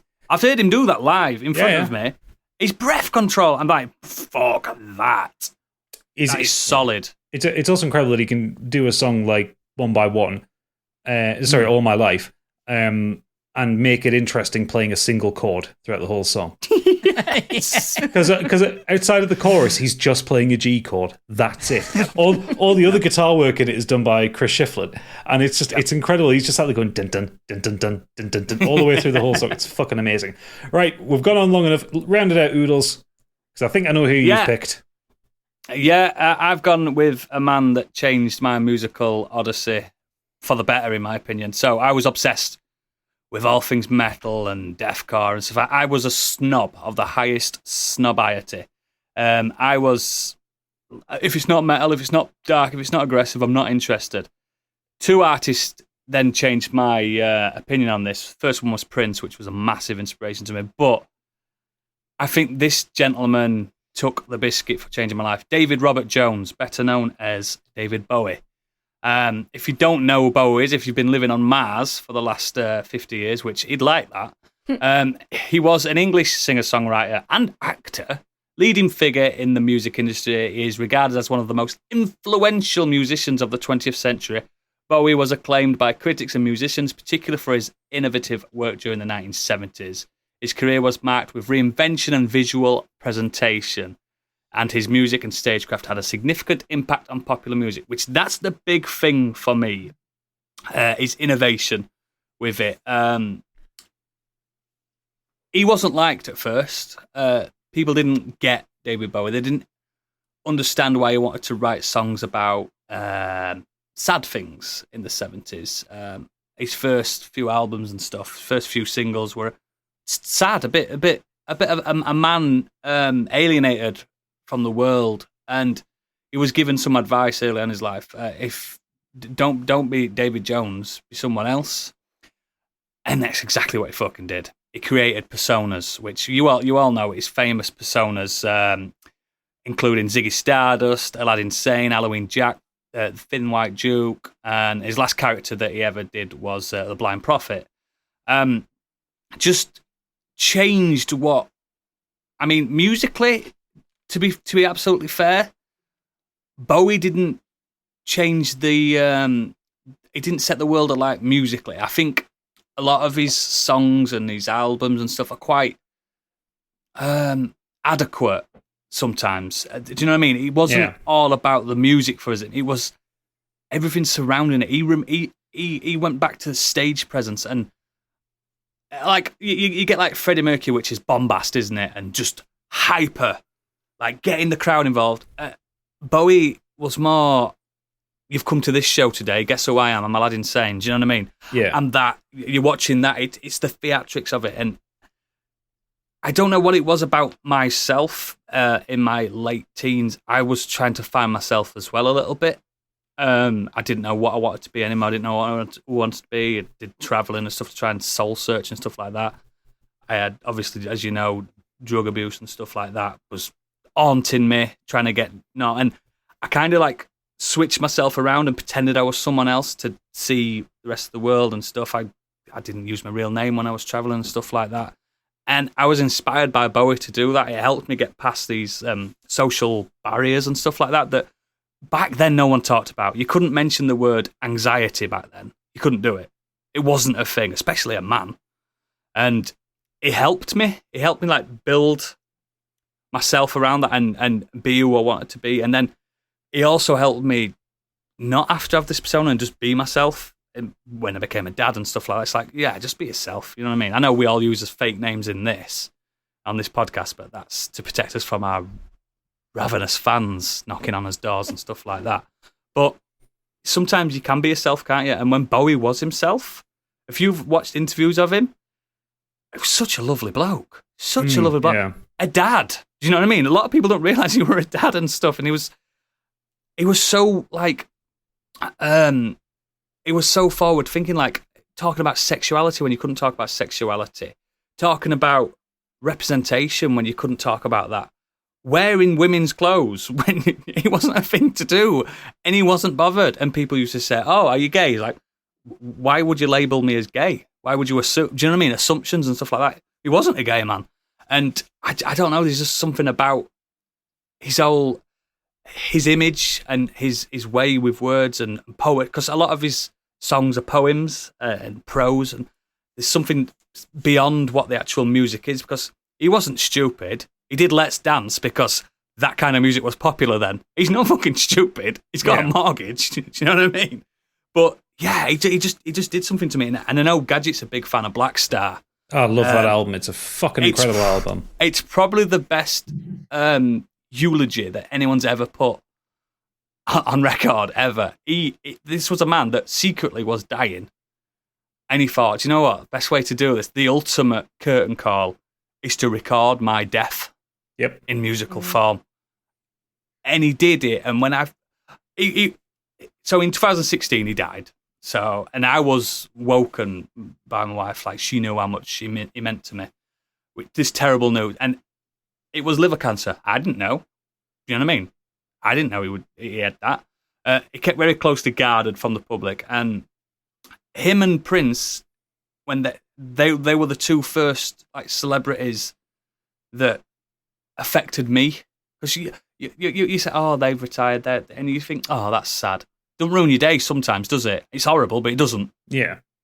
This ruined my week. This changed how I thought about things. And when you listen to Black Star, like, it's a super macabre and depressing album, but it's very, very, very important. I've never known music like that can, you know exactly what he's going through, even to the last track. It came out before he died, didn't it? I think he passed literally the day after it came out. No, it was very close. The album came out the week before he died. Basically, he got to the point where he saw he got to number 1, and then he popped his clogs. Yeah. Like, you should imagine listening to that and just being like, "Oh, this is the Bowie's written this album about a man dying, and it's profound and experimental, and it's really cool." And then a week later, he dies, and you think, "Fuck, shit! It's about him. It's about himself." Fuck. Yeah. It's just incredible. And that were his last persona, the Blind Prophet, which he never got to show on stage, but I imagine he would have done very intimate gigs about it and stuff like that. No, he hadn't performed live for like 12 years to that point anyway. Yeah, he'd not had it. He had a heart attack on stage and just never went on stage again. He was just... I know there's something about that album that sticks with me even now. It's probably the newest album we're talking about here, to be honest. But yeah, and then every like his top albums for me are The Man Who Sold the World, fucking perfect for the time, not stupid at all. People hated it. People didn't like it then, but I think it were really clever. It was against disco, which was huge then, and he was fed up with it. And then Rise and Fall of Ziggy Stardust and the Spiders from Mars, legendary album. Fucking, here we go. Let's rock and roll. Diamond Dogs, banger, and again Black Star. They're the albums. They're always on, and it's weird that I can happily get up on a morning and commute to work listening to Black Star. You wouldn't imagine it, would you? But it's still poignant. It still works with your day-to-day life. The legacy that he left, man, just mind-blowing. I know some people can't stand him, but he's not just the Goblin King. Do you know what I mean? Even in Labyrinth and stuff, he put his all into it, didn't he? Yep. Loved his cameo in Extras as well. It was really funny in that. Oh yeah, chubby little fat man. Yeah, fucking fantastic. And just everything, every time, even up until his late life, like when he popped up in Zoolander. Do you know what I mean? It's like, oh, Bowie's here. Let's fucking go. Let's go. There was something about him. His keen eye for fashion and stuff. It's just again, it's not all just about the music. He was just an idol. Yeah, because again, he's not the most competent musician. He's not got the best voice. He's got a very unique voice, but he hasn't got very much range. And it's just how he did what he did was just sensational with what he had. You know what I mean? And he had a troubled past and stuff with his family and mental health and stuff like that. But yeah, just what an idol, and he'll always be number one to me. Number one. Fantastic. Yeah, Bowie. Okay, so we'll go straight into the mailbag then, because we've been going on long enough about the people that we love. We're going to hear what the audience loves, and got quite a lot of them this week, actually. Music's good. Yeah, Leroy Francisco started off saying, I'm going to say 2 artists who have really helped me find myself. David Bowie. He made me feel more confident in being a bit weird and not worrying about trying to fit in with my peers and not worry about... Just before you continue, I don't read the mailbag. I didn't know he was going to pick this. Yeah. This is just coincidence. Yeah, but a bit weird, not worrying, trying to fit on my peers, not worry about whatever my sexuality is too much, and just get on with it. Yep. Second is the Beastie Boys. I just love how much fun they were having. They really strike me as a band that does all the music they want to and not what is expected. And I also really respect their stance on their early misogynistic music or personas. Oh, and The Clash. Oh, yeah. Nimrod Hicks is in saying, Dear Monday Energy, I, like most, have many musical idols. Otis Redding, Nina Simone, the Beastie Boys, Leonard Cohen, Keith Richards, and Steve Cropper, just to mention a few. However, standing above them all is the towering colossus that is of genius that is Bob Dylan. Arguably the 20th century. Yeah. Arguably the 20th century's most important poet, Dylan's early work especially changed the world with its laser-sighted observation on the human condition delivered through an often surreal form where words evoke a sense of something rather than provide a description of it. The ghost electricity howled in the bones of her face, being a personal favourite. From his activist protest works of The Times They Are A-Changin', or the vicious barbed spitting anger of Masters of War to his 11.5-minute epic love letter that is The Sad-Eyed Lady of the Lowlands, Dylan finds the truth of any subject with his pen and delivers it through his music. For me, no one has come close to the extraordinary body of work he has produced, and no one speaks to my inner voice more accurately than Dylan. Pure genius. Love to all, Nimrod Hicks, and he has a thing for Kill It With Fire later, so I'll leave that for later. Ooh. Futile Exercises said, one of my early musical introductions was a band called Sugar. Their album Copper Blue was a permanent fixture in my Discman at the time. After picking up their rather limited catalogue of one more album and EP, got interested in their lead member Bob Mould and his other projects. This brought me to his previous band, Husker Du, and his solo material, and is sometimes accoladed as the godfather of grunge. He may not be my biggest idol, but his influence on my musical tastes in the early days of building my collection was substantial, and I think he deserves a bit more recognition. Yeah, man. Ray has come in with, I think I'll pick Gorillaz for this week. Funny enough, since the band is made up of cartoon characters, literally just idols, makes them fit the topic in a weird way. The virtual nature of the band means that nothing seems to be certain about their work. How many members do they actually have? What kind of shenanigan evil Murdoch Nichols is going to pull off this time? Which collaborating artist is showing up unannounced in the new song, and in what kind of a trippy way? And most importantly, what kind of music are they pulling out of the bag?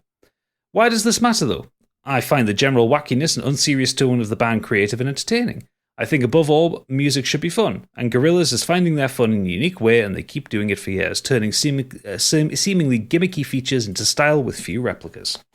I really like Gorillaz. It is Damon Albarn, isn't it? It is, Yeah. yeah. I'm not getting confused. I thought it was. That fucking Clint Eastwood song, that banger. I always like 19-2000. I thought it was a great song.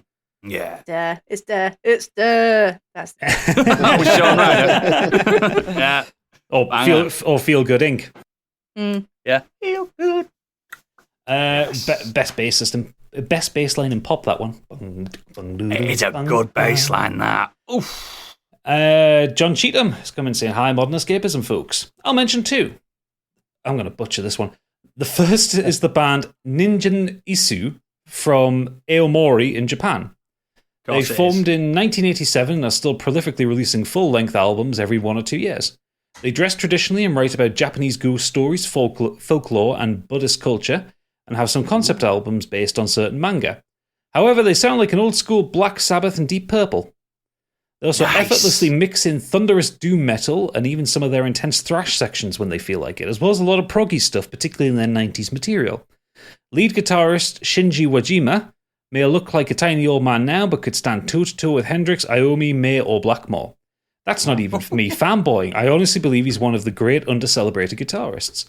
The number of riffs and solos he comes out with that would single-handedly put a band in singing in English on the main stage as a Bloodstock via a Metal Hammer cover feature is insane.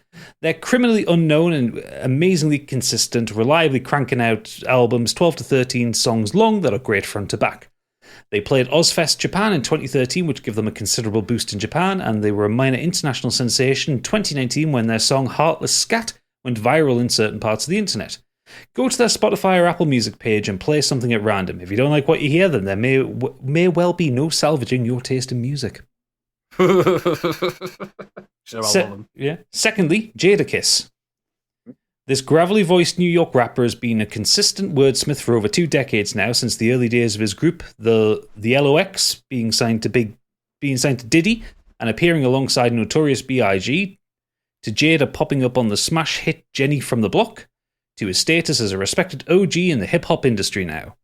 Whether churning out radio hits alongside Nate Dogg back in the day, or I'm doing the silly voice here because I don't understand rap, or supplying underground rappers and new talent with blistering guest verses, the man's dedication to his craft and to hip-hop is plain to see. I've heard you rap. You know what rap is. I know. I don't understand the hip-hop scene, though. I just like the songs. Jada has stated he listens obsessively, always staying immersed in what's coming out of the modern rap scenes as well as poring over the classics. As for his own work, there's always plenty of street wisdom and humour in his bars, making many of his verses unforgettable. I bought his second solo album the week it was out after hearing several of the songs on Westwood. We don't talk about that. I'm playing it back to back for months after. Westwood. To this day, I try to hear every song he records and every guest verse he does if I possibly can. He isn't in the GOAT discussion enough, but I guarantee he's one of your favourite rappers' favourite rappers. Yeah, he's cool. Wow. And John Cheetham going for the Guinness World Record of most just crazy Spotify playlist. Absolutely. That man's got a taste, hasn't he? That man's got a taste. Speaking of a man with a taste, Xenos. Oh. Here we go.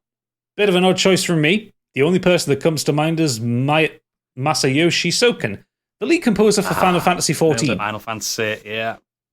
He has a taste. He does. The community loves the man, not just for the quality of music he's directed, but also because we found out last year during a major fan convention he'd spent most of 2020 receiving chemotherapy. We found out the same day he announced he was in remission, and while he'd been undergoing treatment, he composed one of the most heartrending pieces of music on the soundtrack. It's called To the Edge, and is being sung by the last survivor of a near-extinct civilization about how they have nothing left but the memories of what once was, while they try to kill you in the hopes of restoring it.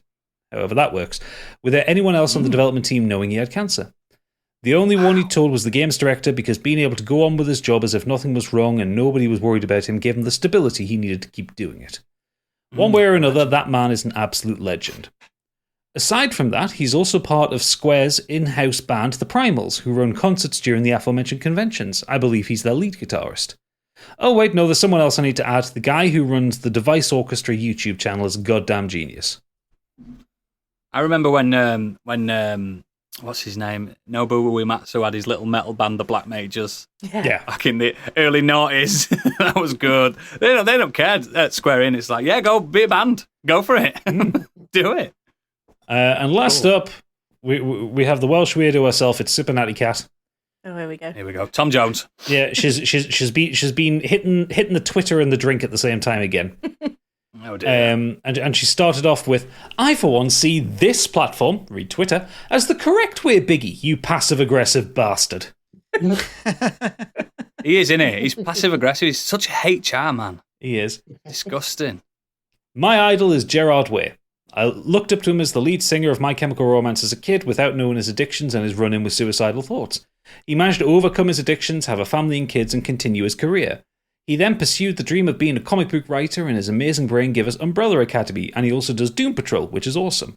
Then, after a massive mental health hit and a decade-long hiatus from My Chemical Romance, he returned, and they're better than ever. His mind is magical and strange and brilliant, and he pretends to be nothing but human despite his fame. He is my idol in so many ways. And I fancy him. That helps. Oh God, she wants to join the Black Parade, doesn't she? Bless her. I think she's part of it. I think when she saw them live, she snuck onto the tour bus or something. She's in the marching band.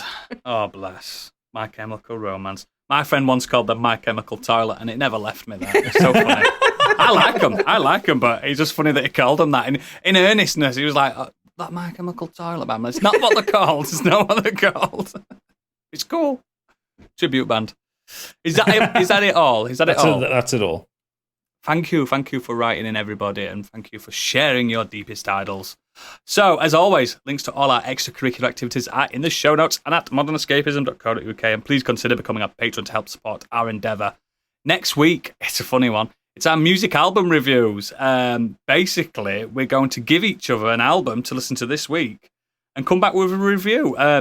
You lucky patrons will be able to hear us pick who we have randomly chosen from a randomly chosen website thing that Stig sent me a link to. and yeah, we're going to give it. So in the green room, you will hear us give that off. So if you're not a patron, I mean, it's the end of the show for you guys. Thank you for listening anyway, but see you in the green room, patrons. But to everyone else, goodbye. Bye.